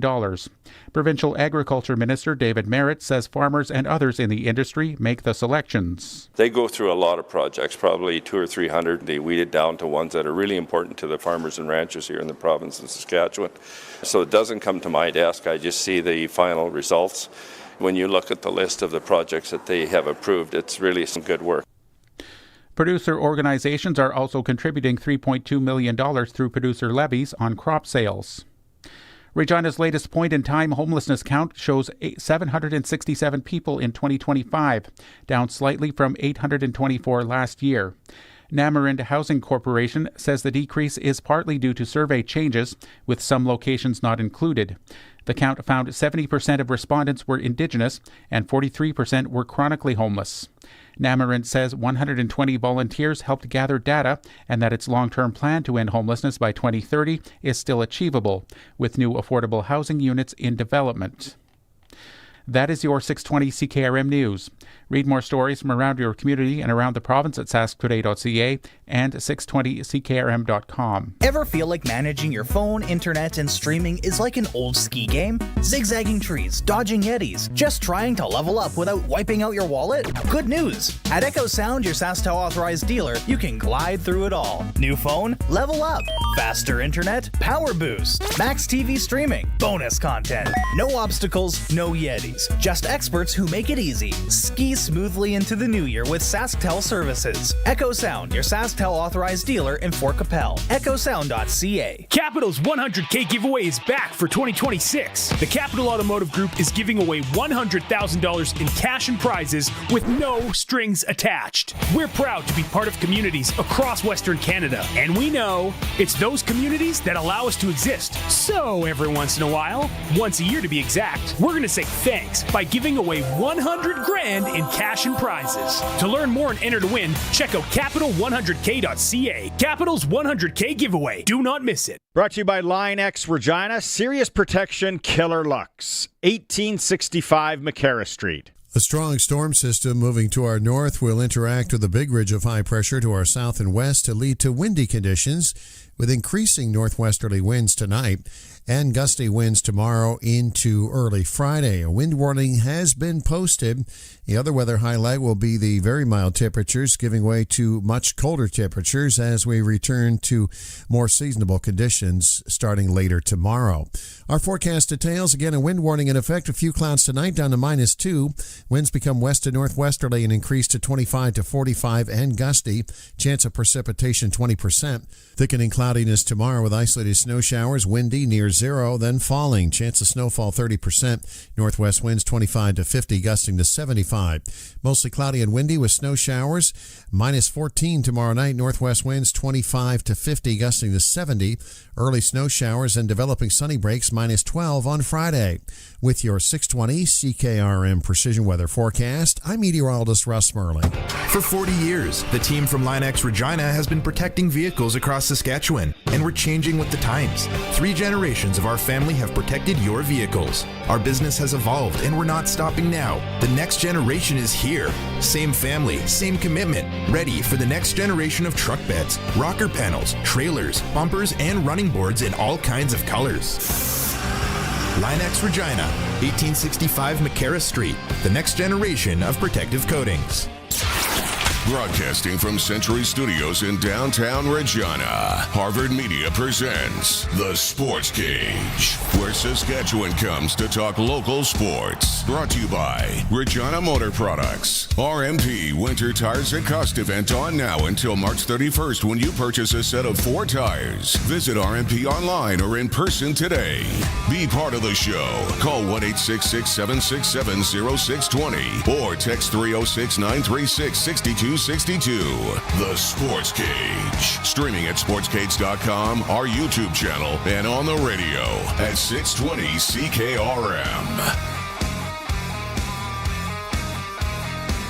Welcome back to Regina Motor Products on this Wednesday. Solo mission on this side of the board. Colson's got things over there. Thanks for making some time today. Appreciate you on the Prairie Land Rentals text line at 936-6262 talking about the CFL. Commissioner Stewart Johnston talking to media today. Of course, talking about washroom attendants back in the day and colognes. Some good ones coming in. No one, we haven't had any people siding with Dave Thomas's favorite one in colors. It was in a black bottle, although someone did say he thinks that was one of those unisex ones. That's what CK1 was, too, if I remember correctly. Or was it Eternity? I think it was CK1. If you're just getting home, you're just tuning into the program, let us know what was your go-to cologne. Or women, which ones did you love or hate? Because we had a few women saying they hated Polo, the original Polo. Show that bottle again, Colson. That was that green bottle, gold Polo guy on his horse and a gold cap. In the 80s, that's when you know someone was rich. Their dad had that, or stepdad, or uncle, or whatever. You're rolling that Polo when it came out. Still more to get to this hour. Eric Francis is going to we got about 3 minutes till Eric Francis, NHL Insider. Then we're going to hear more from Stewart Johnston at the end of the program, hopefully. Regina Cougars' new goaltender, Dylan Ernst. We still got Sprinkle of the Day and Dante DeCaria from the Regina Pats as they get set to take on the Swift Current Broncos. So a lot to get to. Don't forget, it's Customer Appreciation Day at Taco Time. The North location, the Prince of Wales, and the Harbor Landing. If you're hungry, you're driving home, don't want to cook, maybe a little taco time tonight. It's a $3.99 classic burrito on sale today. $1 from every combo is going to the Children's Hospital. Only at the North Taco Time, Prince of Wales, and Harbor Landing. Taco Time hot sauce. Top 5 things I eat. For sure. Perry Ellis. I remember Perry Ellis. Sharky just texted in Perry Ellis. Sharky would be a Perry Ellis guy. Come on, Sharky. We all know you ran a Stetson or a Brute or a Old Spice. I don't think Sharky would have been on the Jupe. Fahrenheit. Fahrenheit was my go-to for a few years there. Let's get it going with Eric Francis.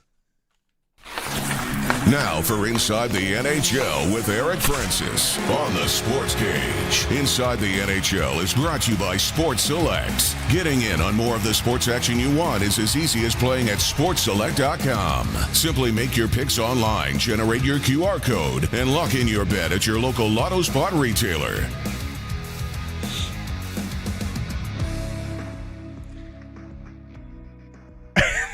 What was... I haven't heard Drakkar Noir once.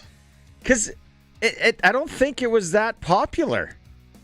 No, but that you don't want the pot. I did the polo. I did the polo and Drakkar Noir. Those are probably two of my big ones. Perry Ellis was in there too. But and look, I'm not saying any of them were good, but at the time, like my kid, he's 15. He just got, well, he's still in the middle of it.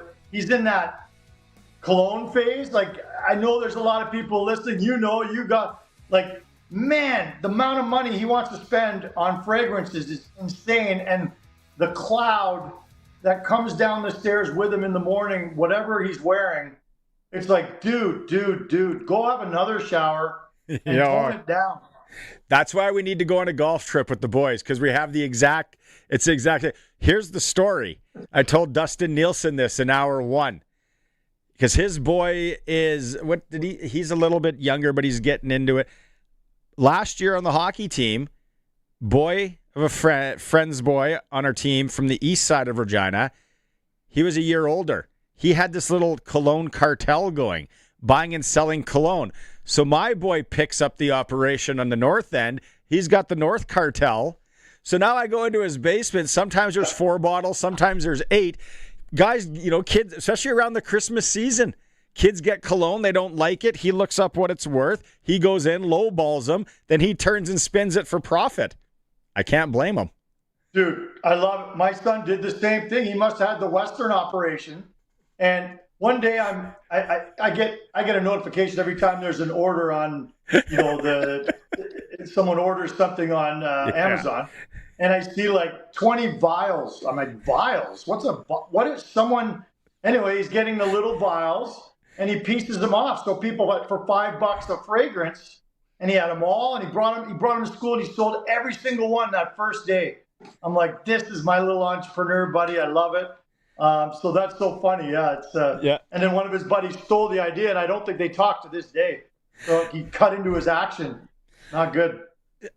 What was your move to bypass the bathroom attendant? Because when you didn't have any change and you're like, oh, I got to wash my hands, but I got to get beyond this guy. Like, we were all Walter Payton at some point in our lives in a bathroom, trying to spin out of that guy's way. Were we not? Oh, it would be prohibitive for you to go to the bathroom at times because you're like, oh, that guy's in there. He's in there. And I'm not dealing with it. So sometimes the move we had would be like 3 guys going at the same time. One guy start talking to him, and the other guy's kind of clean and dash. And then the one guy would pay for kind of just himself, but the other 2 guys kind of got off scot-free. So not the Walter Payton, but more of like an O-line approach. The guy at Cowboys, because I'm a Saskatoon guy, so I can go through the Long Branch and the Pat and the Sutherland and even Riley's back in Outlaws, all those champs. The guy that would have run the operation at Cowboys in Calgary, he would have been bringing in 6 figures that the government didn't know about. Dude, that guy retired many, many years ago, living high on the hog, and he made a living out of shaming people into paying them money. It was just insane. It's funny. Ask anyone in the world. Have you ever heard anyone who thinks that the washroom attendant is a good idea? It doesn't bring shame and angst and all sorts of other things. Because especially now, I bet these dudes have Venmo in there where you can just tap. Because you'd be like, oh, dude, like the easy one now. Dude, I don't have cash. Nobody has cash. Well, guess what? He's like, no problem, sir. Tap any one of these 4 buttons, $5, $10, $15, $20. And you're like, damn it. The last time I came into a counter about 3 years ago in Nashville, they still have guys running them in Nashville. And I think it was in Tootsie's. Yeah. But the thing that I appreciated, Buddy had a Buddy had a few tins, got a little lip pillow, chewing tobacco. I thought that now we're talking, I said. I haven't had one of these in a while. I got no doubt that if you really, really wanted to dig deep and find a whole bunch of stuff, that guy could probably find you pretty much anything you wanted, right? If you think about it, you need a hookup for anything. And I bet you he makes one phone call and you're taken care of. I bet you didn't think you're going to be talking about bathroom attendants in Cologne today when you woke up. I never know what we're going to talk about, and that's why it's just my favorite hit every week, man. Like, I leave these chats giggling, going straight to my wife. You wouldn't believe what we talked about today. And even she'll laugh sometimes at some of those dumb things that we talk about, some of the funny lines. So, yeah. I love it. What do you got next? Are we going to talk hockey this week or no? Okay. I don't care if we do. I watched most of the game last night, and, a tough one, again, but we don't want to be mushy middle. As you call it, we want to be below. But then I see Rasmus Andersson getting in a fight, see him blocking shots, everything that goes along with playing pro hockey at a high level. That's scary, though. Like, do they move him before the weekend here? Like, how many hours? Are we down to hours on when they're going to move him? Yeah, I do think so. I just put a column out saying the time is right. Time is right to trade him. Look, like if that was his last game, and I'm not going to definitively say it was his last game, but it will be one of his last games. That was a perfect exclamation mark on his 10 years in Calgary. Like, you think about Rasmus Andersson, and this organization's not done a great job of drafting and developing over the years, and it's part of the reason why for 20, 30 years it's been a mushy middle team. He is exactly what you hope for every time you step up and draft a player in the NHL. Took a couple of years. He was up and down for a couple of years, and he evolves into a second-round draft pick that you've got for 10 years. He's your number one defenseman. Like, you can't ask for anything more. So now they're going to trade him and hope for the exact same thing once again. Like, just like the Flames traded Joe Nieuwendyk and got Jerome McGinley. Rasmus Andersson was acquired because the Flames traded away Sven Berchi, who was a first-round bust. Translated it into Andersson. Now Anderson's going to turn it into a first-round draft pick plus. So, yeah, the time is right. And every time he's throwing a right on Boone Jenner, you're like, what in the hell is he doing? And the way I keep putting it to you, I think, is this is just another example of the hockey gods screaming at Craig Conroy, dude, move now. Coleman's already out. Don't risk injury to Rasmus Andersson. Wouldn't surprise me if he doesn't play tomorrow in Chicago. I totally agree. And every time he threw that right and that helmet was still on, and I was like, oh, boy. What about Frost? Is he going to get moved? I don't think so. I really don't. He's in that age group. They traded for him and Farabee for a reason because they're in that middle age group that they can grow with. And, their center, Frost is their second best center behind Kadri and Backlund's in there, whatever. They only have 3 centers in the organization, and Frost has actually been way better than he was last year. So, no, I don't think Frost is on the docket at all. He's not perfect, but he's upped his game a lot since they acquired him. So I don't think he's in play. Okay, back to Andersson then. One more thing. What have you heard what teams are kicking tires there? I think every contender in the league is pretty much looking for him. I was going through some of the rosters, and pretty much everybody in the league is looking for a right shot defenseman, even if it's not in their top pairing. Even, what an incredible add he'd be to your second pairing if that's what you want to use him for. So, Montreal might not. Montreal's more of a Coleman fit, I think. But, I've heard everything from Detroit to, Dallas is the front runner. Vegas probably doesn't have the assets to make it happen, but they sure would like to bolster that right side with Pietrangelo being gone. So the list goes on, and I have no doubt that there are 8 or 9 teams that are putting serious offers on the table for the Flames if they haven't already.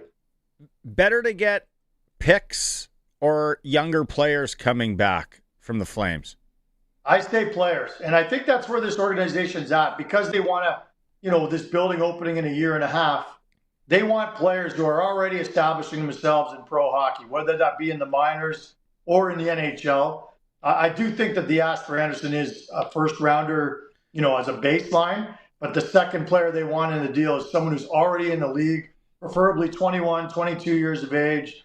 Those are the ones they covet more than I think the late first-round picks. Because late first-rounders, how many of them actually end up in the NHL, right? You want someone who's already making headway towards an NHL career. I know you talk to a lot of guys around the league. You are the NHL insider. What other teams, what other names out there, like an Anderson from some teams, that guys that are going to get moved that maybe we don't know about or we don't talk enough about? Man, I focus so much on the Flames right now. I haven't really looked around at those lists. Nick Kiprios has a list and he puts it out and all those guys. I honestly haven't really paid too much attention to it, but, because I know the Flames situation inside out. Obviously, Mangiapane in Edmonton's another guy who they're trying to work something out with another team. But no, I'll have a better answer for you on Friday. I'll do a little more digging into that. Because, like you look, and when I was talking to Dusty, right, where the Oilers and that Pacific, teams, they're tied with the Golden Knights, 48 points, and then Seattle's right there with 47, and then you got San Jose with 47 on Los Angeles. And then the Central, the Central is an absolute, bloodbath out of there. Colorado, Dallas, Minnesota going to play each other. A guy would like to see it obviously change. What, change the divisions? Or how the playoffs are going to go down. Well, ask anyone in Toronto or how they feel about that, right? Toronto seems that the Flames fan or the Leafs fans have always been a woe is me. Like, how come we have to play against the two Florida teams and it's so hard to get out of our division? We're always stuck playing Boston. It's just cyclical, right? Right now that just so happens to be a juggernaut of a division up at the top. Anyway, the top three. There's part of me that likes the 1 versus 16 that we used to live through when we were kids because of the randomness. You'd be like, who are we playing? Man, I haven't seen them play in years. I don't like that. I like what the NHL got it right many, many years ago when they said we want to focus on divisional rivalries, and the best way to build rivalries is through the playoffs. And so you're fighting divisional foes. That builds rivalries. You play them 5-6 times a year. The fans buy the tickets. The vitriol gets going. It's the right focus. It's the right way to do it. I don't want to see them change it. I love the way it is. CFL's all CFL hardos and fans, and they're all up in a tizzy because, some rule changes coming. And Stewart Johnston talked today. Thought he did a good job, and he's taking recommendations and all that. NHL-wise, besides what we just talked about with teams moving and all that, actual rules in the NHL, what would you like to see changed, or what would you like to see them look at? Well, the big thing I'd like to see them change is 3-on-3 overtime. Like that do you remember when the rule changed coming out of that lockout? They introduced 3-on-3 hockey. Younger listeners are like, what? I thought they always did a 3-on-3 hockey. Well, there used to be ties. But 3-on-3, that was so exciting. Do you remember when it first came out? It was like the NHL said, look, we're sorry we lost a year of hockey, but we're going to gift you this incredible new bonus. And some people thought it was a shtick, but when it happened, it was amazing. Back and forth. Well, now the coaches have ruined it, and it's reload, get back, come out of the offensive zone. I would like to see a rule where I don't want to say you can't bring it outside of the offensive zone. Like, how they reload? Yeah. There's no options in there. I would like to see them, though, say you can never go past center, though. You can't reload and go past center. So you can come out 5-10 feet, but you got to get right back in there. Or maybe there's a time frame. You can only come out for 2 or 3 seconds before you have to dump it back in or make a play to get in there. That's where I'd like to see it get cleaned up. That's the one that comes to mind with me the most. I was talking about this yesterday on the show, and it was more because we were talking about football and the CFL, and I'm just like, in 2026, where we're at, even like last year, 2025, whatever, let's use all the technology that's available. Like everything is so easy nowadays for us. Like when you think about how you and I are talking to each other over, Wi-Fi or whatever, if you go back in time to when we were putting on Dracar Noir and Jupe and Fahrenheit Cologne and would say, hey, in 20 years, this is how you're going to be able to communicate. You would say, get out of here. Like, what planet are you from?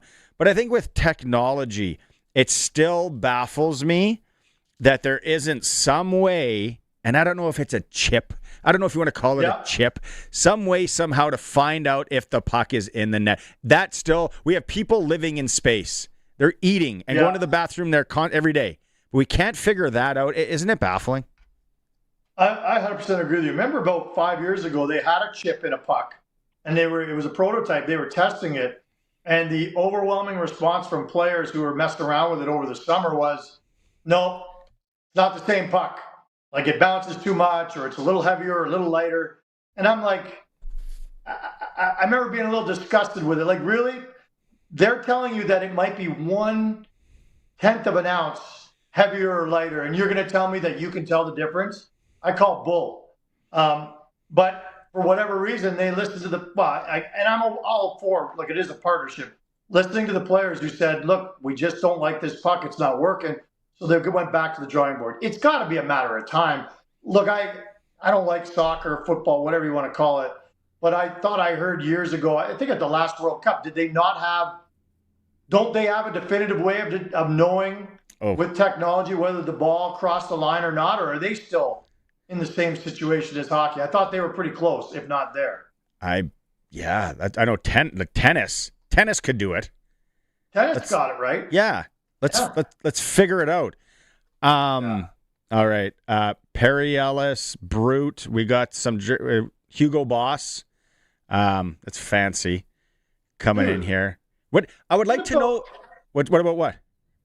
What about Old Spice? Remember how crappy that was? Nobody that you ever knew under the age of 70 would ever wear Old Spice. Like, that's got to be one of the biggest marketing coups in the history of fragrances that I've ever seen. Like, to take Old Spice and make it cool again. I'm not saying the kids wear it. I don't think they do. But it's not my perfume, but that's my deodorant. That's my shampoo. Like, those commercials got me, and it was all marketing. Am I wrong? They came back very smart. Their body wash, deodorant. But back in the day, the Old Spice was on the same level as the Brute. And then, a guy would roll that with a wool turtleneck, and then that scent would stay in there for months. You go to a sock hop or a bazaar or whatever people went to back in the day. That smell was in there. Yeah, you could just dip your dickie in there. And some people don't know what a dickie is. They think that what I just said was really offside. But people do know the dickie, right? I don't. Can you please explain it so I'm not in trouble? What is it? You don't know what a dickie is? Oh, this is fantastic. It's like a turtleneck, but you couldn't afford the whole thing. So it was just a turtleneck part, and it only went down about 4 inches. If you watch Cousin Eddie in Christmas Vacation, he's wearing a dickie under his white sweater, and you can clearly see. Google people listening. Google Cousin Eddie from Christmas Vacation, and you'll see he's wearing a white sweater, but he's got a black dickie underneath it. So it's just a turtleneck. It looks like he's wearing a turtleneck, but it's just the neck part, and it goes down about 4 inches. Most commonly, a detachable false shirt front for formal wear, or a small fold-down seat in older cars. So obviously it was I didn't know that. Look at this. Yeah, it was. Look, I can't say I was ever big into the dickie, but it sure is fun to talk about. We're so immature. Okay, but that Miami, Florida trip that I'm coming on next year. And then if it goes up to Nashville, if I'm on that one, you and I together, then it's even more of a write-off, because then we'll be doing our research on washroom attendants at Tootsie's. There you go. And we'll be wearing matching dickies. I'll talk to you. Go. Hey, for Friday, I want you to ask your wife what cologne she hates. Because I would always go buy cologne, and my wife would be like, get rid of that. So then it stays at the cabin, or it stays somewhere. And I'm like, I don't know. Wives know, when I was a kid, my mother bought a Corvette, and she traveled a lot in her job. So I would drive it when I was 16 to school. And there is no question I thought I was the coolest person on the planet driving a Corvette. It was only when I met my wife, and I happened to mention one day that I had a Corvette, that she told me that's the cheesiest vehicle in the world. End of sentence, bar none. I had no idea. God, you learn so much from your wife. She probably was like, where are your tanning minutes? If you bought a Corvette, it came with tanning minutes. Of course it did. Hands up for all those people who have tanning minutes somewhere with a company that went out of business. I think I bought a 10,000 minute package with Fabutan or someone. Those are gone, and I'll never get them back. And I lose sleep over it. I drove a Fiero once in high school. My sister's boyfriend. See, that's in the same category. I thought that was cool. It was a fastback. It was the fastback too. That's a nice car. Okay. Wear a turtleneck with that and some jupe. You're kicking it. We got to get Sportscage turtlenecks. Sportscage Dickies. With the logo? Yeah. Oh my God, please. Would you wear one on Sportsnet if we got one? Man, that'd be a good, maybe for New Year's Eve. Yeah, that's a good test. I would love to test that. Well, Elliot wears one every once in a while when I've dealt with that gal. She used to outfit me for a while at Sportsnet and Hockey Night Canada. And boy, I'll tell you, if she would have asked me to wear a turtleneck like she did for him, that would have been the end of that relationship. Okay, I'll come up with something for Friday for us to chuckle on. Okay. See. Good to talk to you. Bye. Smell you later. Smell you. Yeah, perfect. Perfect. That's our NHL insider, Eric Francis. It's brought to you by Sports Select. Simply make your picks online now. Generate your QR code and lock in your bet at your local Lotto Spot retailer. Go old school. Go with Sports Select. Every bet is 100% legal. Must be 18 plus to play and play responsibly. Throw to it. All right. Pats and Broncos coming up tonight. Let's find out more. Okay, joining us on the Western Pizza guest hotline. It's a game night at the Brandt Center. Dante DeCaria, voice of the Regina Pats. Dante, Swift Current's in town tonight.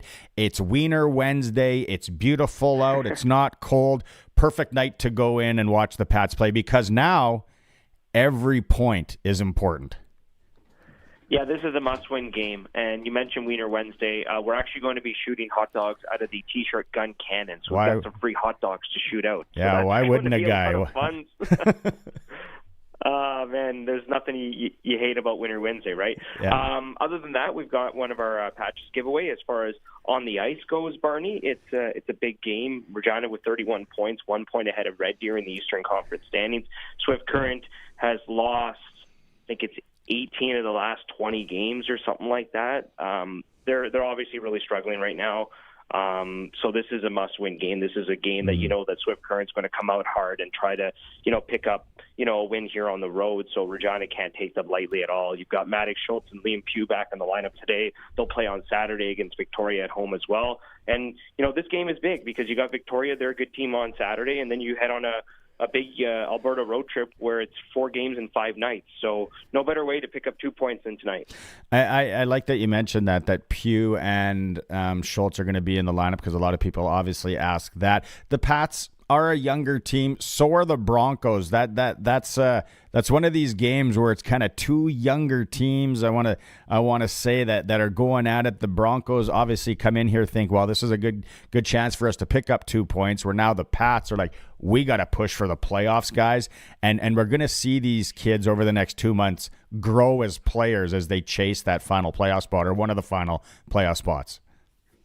Yeah, and I'm interested to see how things are going to shake up in the month of March because the Pat C's obviously running away with the Sask AAA League, and they're going for another TELUS Cup this year, given that they're hosting Westerns. So interested to see how Regina and the Pac Canadians kind of juggle using those players, especially at home, because it's much easier to have those players play at home than on the road, given the proximity and being able to go to Pat C's practice and stuff like that. But I think it's a great experience for the younger players on the Pats, but also the two 15-year-olds that you already talked about in Schultz and Pugh. You're starting to really see them grow. You're really starting to see them gain a lot more confidence at this level because, like, we know what they can do at the U18 level when they're playing against guys their own age. But when you come up to this level and you play against guys that are slightly a little bit older, and in some cases teams that have, like, pro-drafted players such as a Prince Albert, for example, who are running away with the Eastern Conference right now as the top team, it becomes a little bit more difficult. And you're really starting to see, like, Liam and Maddox start to feel a lot comfortable, I feel, at this level. I mean, they scored a really big goal to make it 3-0 on Friday against Red Deer. It was Maddox to Liam to the front of the net. I thought he had no room to shoot the puck, and he was somehow able to, throw it short side underneath the goaltender's shoulder. Just so cool to see them just get better as the season goes on. And they still have lots of games under the belt. They can play 34 games with the Pats, and Liam's closing in on 20 games, and Maddox is not even close to 15 games right now. So they've got lots of hockey to play with the Pats. One last thing here, Dante. What about goaltending? Do you know who will get to start tonight? I know there's been some kind of movement on the goaltending when it comes to the Pats. What can people expect in net tonight? Yeah, no. So Marek Schlenker is going to get the start in net tonight. It was really cool to see Taylor Tabashnik, come back in the lineup, former Pac Canadian, a Regina boy. And that was his first start since October 29th. And he did a really good job with 21 saves against the Brandon Wheat Kings on Saturday. So I expect that Brad Herolf will go back in between both goaltenders. Now, obviously, Marek Schlenker is the starter, but Tabashnik needs some experience because he's probably going to play a little bit more next year. Now that he'll be 19, and then Marek will be 20. And you never know what happens with your 20-year-olds because you're only allowed 3. So Schlenker will get the start in net tonight. Tabashnik could play on Saturday. That's obviously, a TBD, but both goaltenders will, I think, share the load on the Alberta road trip. So good opportunity for both. Yeah. All right, Dante, have a good call. All right, thanks, man. Appreciate it. Wiener Wednesday. Regina Pats tonight against the Swift Current Broncos. 2-for-1 hot dogs up until puck drop. So no need to cook. Go grab a pork missile, watch some hockey, and then they're shooting out hot dogs out of the T-shirt cannon. So I don't know. I've never caught a hot dog out of a T-shirt cannon.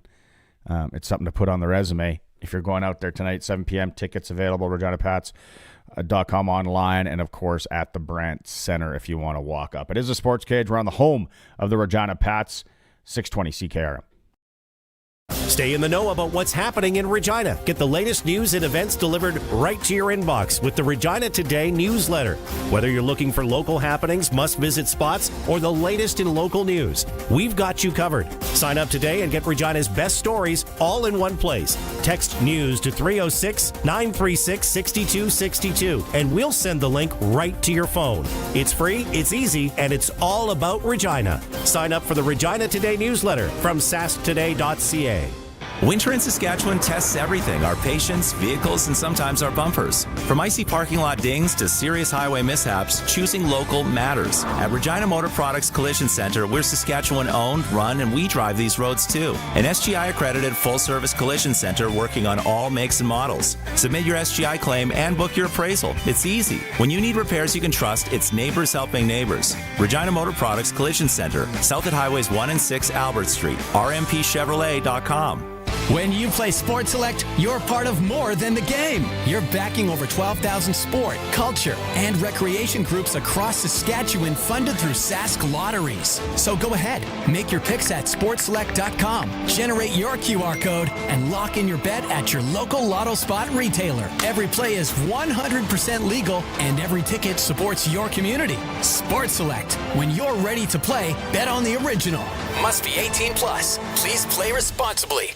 Out on the prairies, some herds are still living like it's 1995, waiting around the corral like they're expecting a landline to ring. Trouble is, it's 2026, and your cattle need water where they are, not where the old hookup happens to be. That's where Keln Solar makes you the hero. With solar livestock watering systems, you can drop a pump just about anywhere. No grid, no trenching, no fuss. Modern tech for modern ranching. Keep the water moving and the herd happy. Keln Solar. They move water because your cows won't. Visit KelnSolar.com. This is Sports Cage. Watch our live stream at sportscage.com and on the radio at 620 CKRM. Welcome back to the Sports Cage. Thanks to everyone who's been playing along and having fun with us on the Prairie Land Rentals text line 936-6262. Hoping to get to a few more of those coming up in moments. But first off, Western Pizza, pickup specials. Why wouldn't a guy or girl tonight grab a little wheel? Maybe the Greek favorites you love, like souvlaki, ribs, and salad. Let's go out on the Western Pizza guest hotline. Joining us, newly... It was new in town, anyway, for the Regina Cougars, Dylan Ernst, goaltender. How's it been, in Regina and going to school now and this sort of stuff compared to the WHL? Yeah, it's definitely a new experience. Haven't been to school in a while. It's definitely has to get some getting used to, but, the guys here are amazing. The coaches are amazing. It's been pretty easy to find my way around with all these guys helping. So it's been fun. I was gonna ask because I wasn't sure if you were taking classes in Kamloops or what you were doing, but you're kind of going back at it cold here as an older player now. It probably feels, anyone that's been through it, speaking from experience, it feels like you've been out of school for like 10, 15 years, doesn't it? Yes, most definitely. 100%. What's been the biggest adjustment? Is it finding your way around? Is it, taking notes or however they do it nowadays for kids, or getting up on the book study stuff? I definitely taking notes. There's just so much information you just got to stay on top of, and you miss one class and you're that far behind. So definitely taking notes. Obvious question: why the move? Coming from the Western Hockey League as a 20, you're in Kamloops, and then to the Cougars. I'm sure you had other options to go. Why the move and to pick up U Sport Hockey here in December or halfway through the year? Yeah, so first, obviously, with that NCAA portal opening up, that was my number one choice, but unfortunately, I guess it landed me here, but my eligibility didn't work out. And, as bad as I thought it was going to be, it ended up being great. I love it here in Regina. The guys are amazing, and I just find it's a great opportunity to improve my game. And also, it's talked about, and I think over the last year, since the NCAA talk has become so big, the WHL scholarship program for guys like yourself that have played in the league, for a number of years. That's actually, it's sweet for you. It's also sweet for mom and dad, right? Having that schooling paid for. Yeah, definitely. It's, it's obviously a huge thing that the Western Hockey League does. And, I can't see how a lot of, these players could do without it. Schooling's expensive, and, it's as important as anything. So it's definitely huge. When you, when you signed in Kamloops, or when you went, and I think it looks like you played your first game in 1920, and obviously we had the whole COVID thing there and that being all weird. But when you go back there and, they talk to you about the WHL scholarship program and, this and that and the other, deep down, did you think, well, I'm going to take advantage of that someday? Or were you kind of that naive kid maybe saying, whatever, I just want to get into the dub? Yeah, obviously I think that was my mind at that time, but you learn pretty quickly from being around the guys that schooling is very important, and, hockey always comes to an end. Even if you do make it, it always comes to an end, and it's just great to have, like a business degree or whatever you want to do, on the back. So it's awesome. Your dad, I hear, was quite the weapon for the Weyburn Red Wings back in the day. Probably a little young to watch him play, but I'm sure you see pictures. I think it was Dave Thomas telling me he had quite the head of hair. He had the flow, didn't he? Yeah, he had some sort of mullet going on. I see it in a few pictures, and he always comments on my hair, but look at him. So. and the gear back then that we had to roll in wasn't the best either. He's farming. You told me that off camera. Is there any transition for you? I don't know what you're taking in school. First off, transition to maybe farming, or is that maybe not in your forte?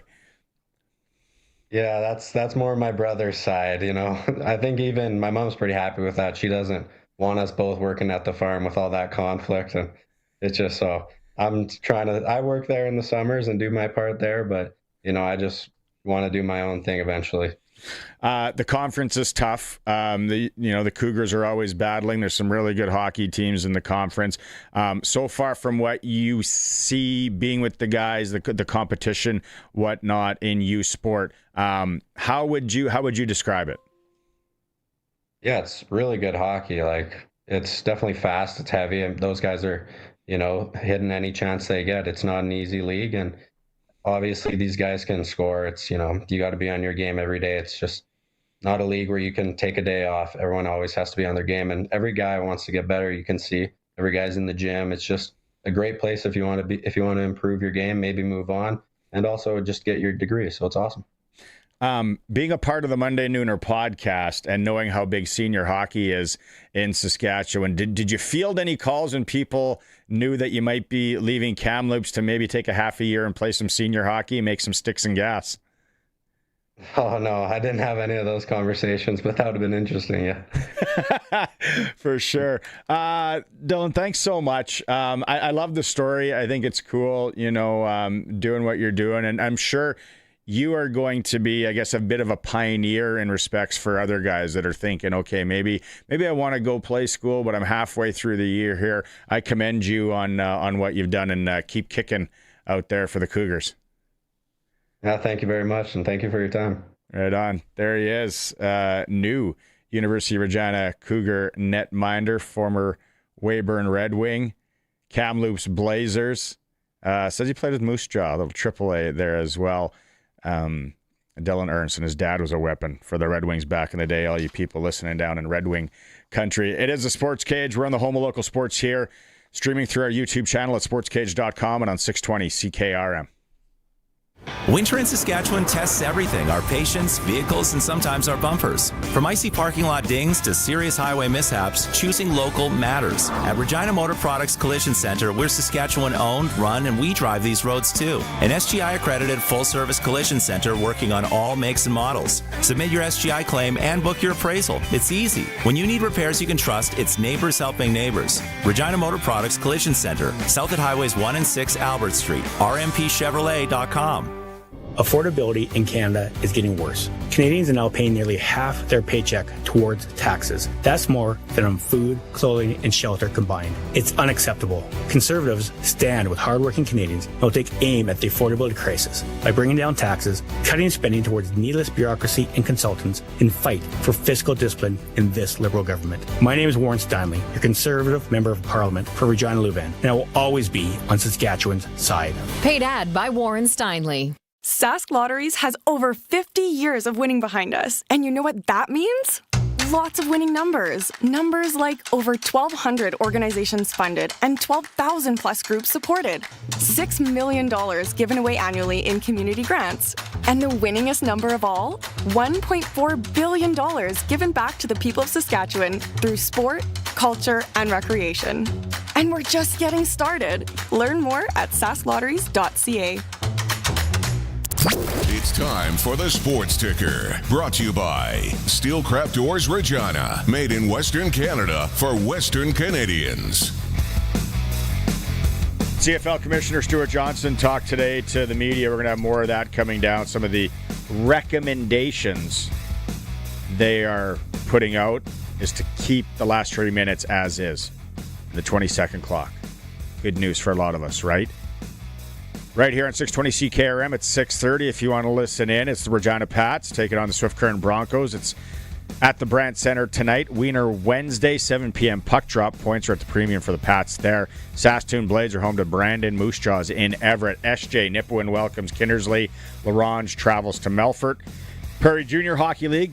Pilot Butte Storm in Saskatoon to take on the Quakers. U18 AAA Pat Canadians without Pugh and Schultz. They'll still be rocking and rolling at the Sixer tonight, 7:30 as the Saskatoon Contacts are in town. U18 AAA girls, Regina Rebels travel to Swift Current to take on the Wildcats. National Hockey League, one Canadian team in action. Ottawa is at the New York Rangers. Sportscage.com poll today. What change are you hoping for at the CFL's winter meetings? Vote at sportscage.com. It's for Regina Steelcraft Doors, made in Western Canada, for Western Canada. If you need a garage door, Regina Steelcraft Doors, 40,000 square foot facility. They have it for you. Don't want to neglect the Prairie Land Rentals text line here.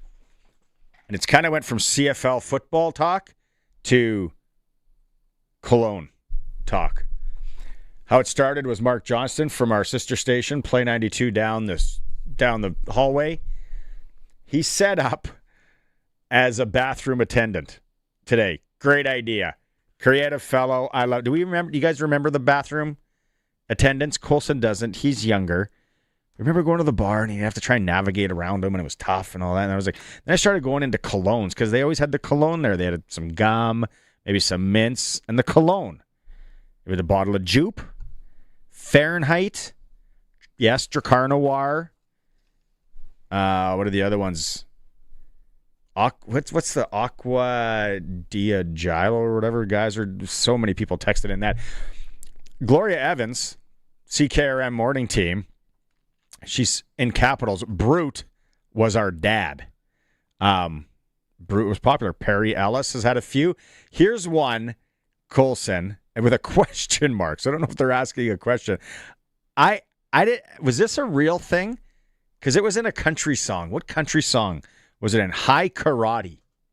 Can you look up, was High Karate a cologne? A legit cologne? Colson? A classic budget-friendly men's cologne and aftershave from the 60s and 80s. The budget-friendly thing makes a guy laugh. From the 60s to 80s? Yeah. The advertising was tongue-in-cheek that the scent was so irresistible to women, men needed self-defense training. Oh, yeah. Dave Thomas said colors. It was in a black bottle, was his favorite one. Somebody messaged in saying they think that was one of those, when the unisex colognes came out in the early 90s, CK1. Then we found out that you could get the knockoff CK1 from like Buy Right Drugs for a lot cheaper. People are sending in pictures of the Dickie. Eric Francis, I had no idea that's what it was called. A Dickie. The fake turtleneck or fake shirt under a shirt. A number, no name, Dracar Noir. We should have had a running vote. What was the scent of Saskatchewan back in the 90s? The bathroom attendant. 936-6262, Prairieland Rentals text line. If you want to get in on my personal phone, is going. Why wasn't anyone else on Jupe? Was I the only one that had Jupe? There's a few Fahrenheits out there. Maybe I was the weird one. I don't know. There's two colognes that I can't wear around my wife that I bought somewhere along the way at a duty-free shop. And she's like, never spray that in our bathroom again. I was like, okay, sorry. And then the Paco one, man, if I could go back and get that Paco Rabanne, the first one from, it would have been 1996, 97 that I bought from that fellow in the States when I was down there. And it ran out, and then I found out 2 years later, the sticker on the back said tester. So this guy just ripped it off from somewhere. I bought it. I got a good deal on it. Smelled real good. Real good. Oh, and then Polo. Lots of people had Polo back in the 80s and 90s. If you had it in the 80s, I'm telling you right now, go back and think. If you had it in the 80s, you were doing all right financially. Or if you know someone that had that Polo bottle, you walked by their mom and dad's room, probably had the big oak, bedroom set, big mirror, ceiling fat waterbed maybe. And then they had Polo. They're like, you guys are rich. We don't have that kind of stuff. Yeah, High Karate. High Katra. Versace. Colt saying Versace. I think they still make. I think they still run a nice cologne, don't they? So yeah, if you got a few more, I'll read them here for the next 5 minutes. But back to Stewart Johnston and what he had to say today to the CFL masses. Any chance that the rules and changes announced for 2027 will be reviewed, revised, or eliminated, Stu? The changes announced in September were unanimously approved by the Board of Governors, and as I've said in the past, enthusiastically approved by the board, who are looking to progress our game, modernize our game, and focus on those elements that keep us absolutely Canadian, like 3 downs and like our Canadian ratio and players and so forth. So that's our focus moving forward. We always have discussions. As I mentioned, I'm in discussion with a lot of groups in and around the football community, and I look forward to continuing those as well. If you're watching the stream, we have a still of Stu Johnston there in a real nice 3-piece suit. Am I the only one thinking what kind of cologne he's wearing? He's probably Boss bottled. It's a nice smelling gentleman cologne. The other question that I have here that I snipped out from everything, why the Rules Committee wasn't involved prior to the rule changes being announced? Changes that were announced in September, we looked at those as structural changes. And what you saw happen today and these past 3 days are how do you apply them? And it's not just in relation to kind of, how's the 35 seconds clock going to work? How are substitutions going to work? Where are we going to place a ball when it's kicked through the end zone? But it goes well beyond that. It's our entire rule book and our entire game is reviewed. And so I think that was the right process for moving this forward, and we're looking forward to continuing the conversations we have with this group now. The recommendation is that we keep the last 3 minutes. That came out today. 20-second clock that came. 20-second clock the same. We all want that. Why it was decided not to change the timing rules for the final 3 minutes of the game, or the recommendations? There was a lot of consistency in the philosophy of no lead is safe. And that was across the board. And certainly that was our intention coming in as well. So as we thought about opportunities to ensure that philosophy is upheld, we did think of hybrid models or different models just to make sure that could happen, including keeping a 35-second automatic clock consistent. When we came back to it, we decided for the 3 minutes, a very specific and unique 3 minutes in the CFL, that keeping what we are doing now, but perhaps adding a layer of urgency onto our officials to blow plays in faster and get more plays in the last 3 minutes. That's where we landed after that discussion. Sharky's in tomorrow, and then we're going to have Farhan Lalji on tomorrow. So we're going to continue all this. If you have questions for Farhan tomorrow, let us know. We're also going to hear some clips from earlier in the week from Coach Mace and Jeremy O'Day as well, and then more from Stu Johnston. We'll keep the talk going there tomorrow. I got to close it off with this. Finally, at 5:57, I finally have a fellow Jupe cologne wearer. 5:57. It took this long. His name is Vern. He says, I still wear Jupe today, and the women still love it. Verno. I honestly got to go find it and smell it. I bet you it'll take me back. Smoke-filled Patricia Hotel, Saskatoon, Saskatchewan, 1997. Some Hathaway playing in the background. That's the year I was born. There we go. You have no idea what I'm talking about. Also, the real Damon says, see, we had all those polos. How many different polos is there now? The green one was for the rich people back in the 80s. And I have the black one. I think it's almost done. It's a little more spicy. But real Damon says Polo Sport, the blue bottle. That's his go-to. I don't know. It just came out of the blue. Thanks to Mark Johnson for giving me the idea today. And we had over 100 texts on it. You never know what we're going to do tomorrow. Sharky's in. It's a Sports Cage. It was for Regina Motor Products. Thanks to everyone who participated on the Prairieland Rentals text line. All our guests joined us on the Western Pizza guest hotline. We're back tomorrow. Pats hockey coming up in a bit. We'll talk to you then. The Country Music Rewind with Colin Lovequist. Hi, it's Cody Clyden. I'll be filling in for Colin Lovequist on Country Rewind this weekend as we head back to 1994, the year Friends debuted on television. And there are a lot of big country songs on the charts. The Country Music Rewind with Colin Lovequist. Brought to you by Crawford's No Frills. Saturday afternoons at 4 and Sunday afternoons at 1 on Country's Greatest Hits, 620 CKRM. Hi, I'm Barbie.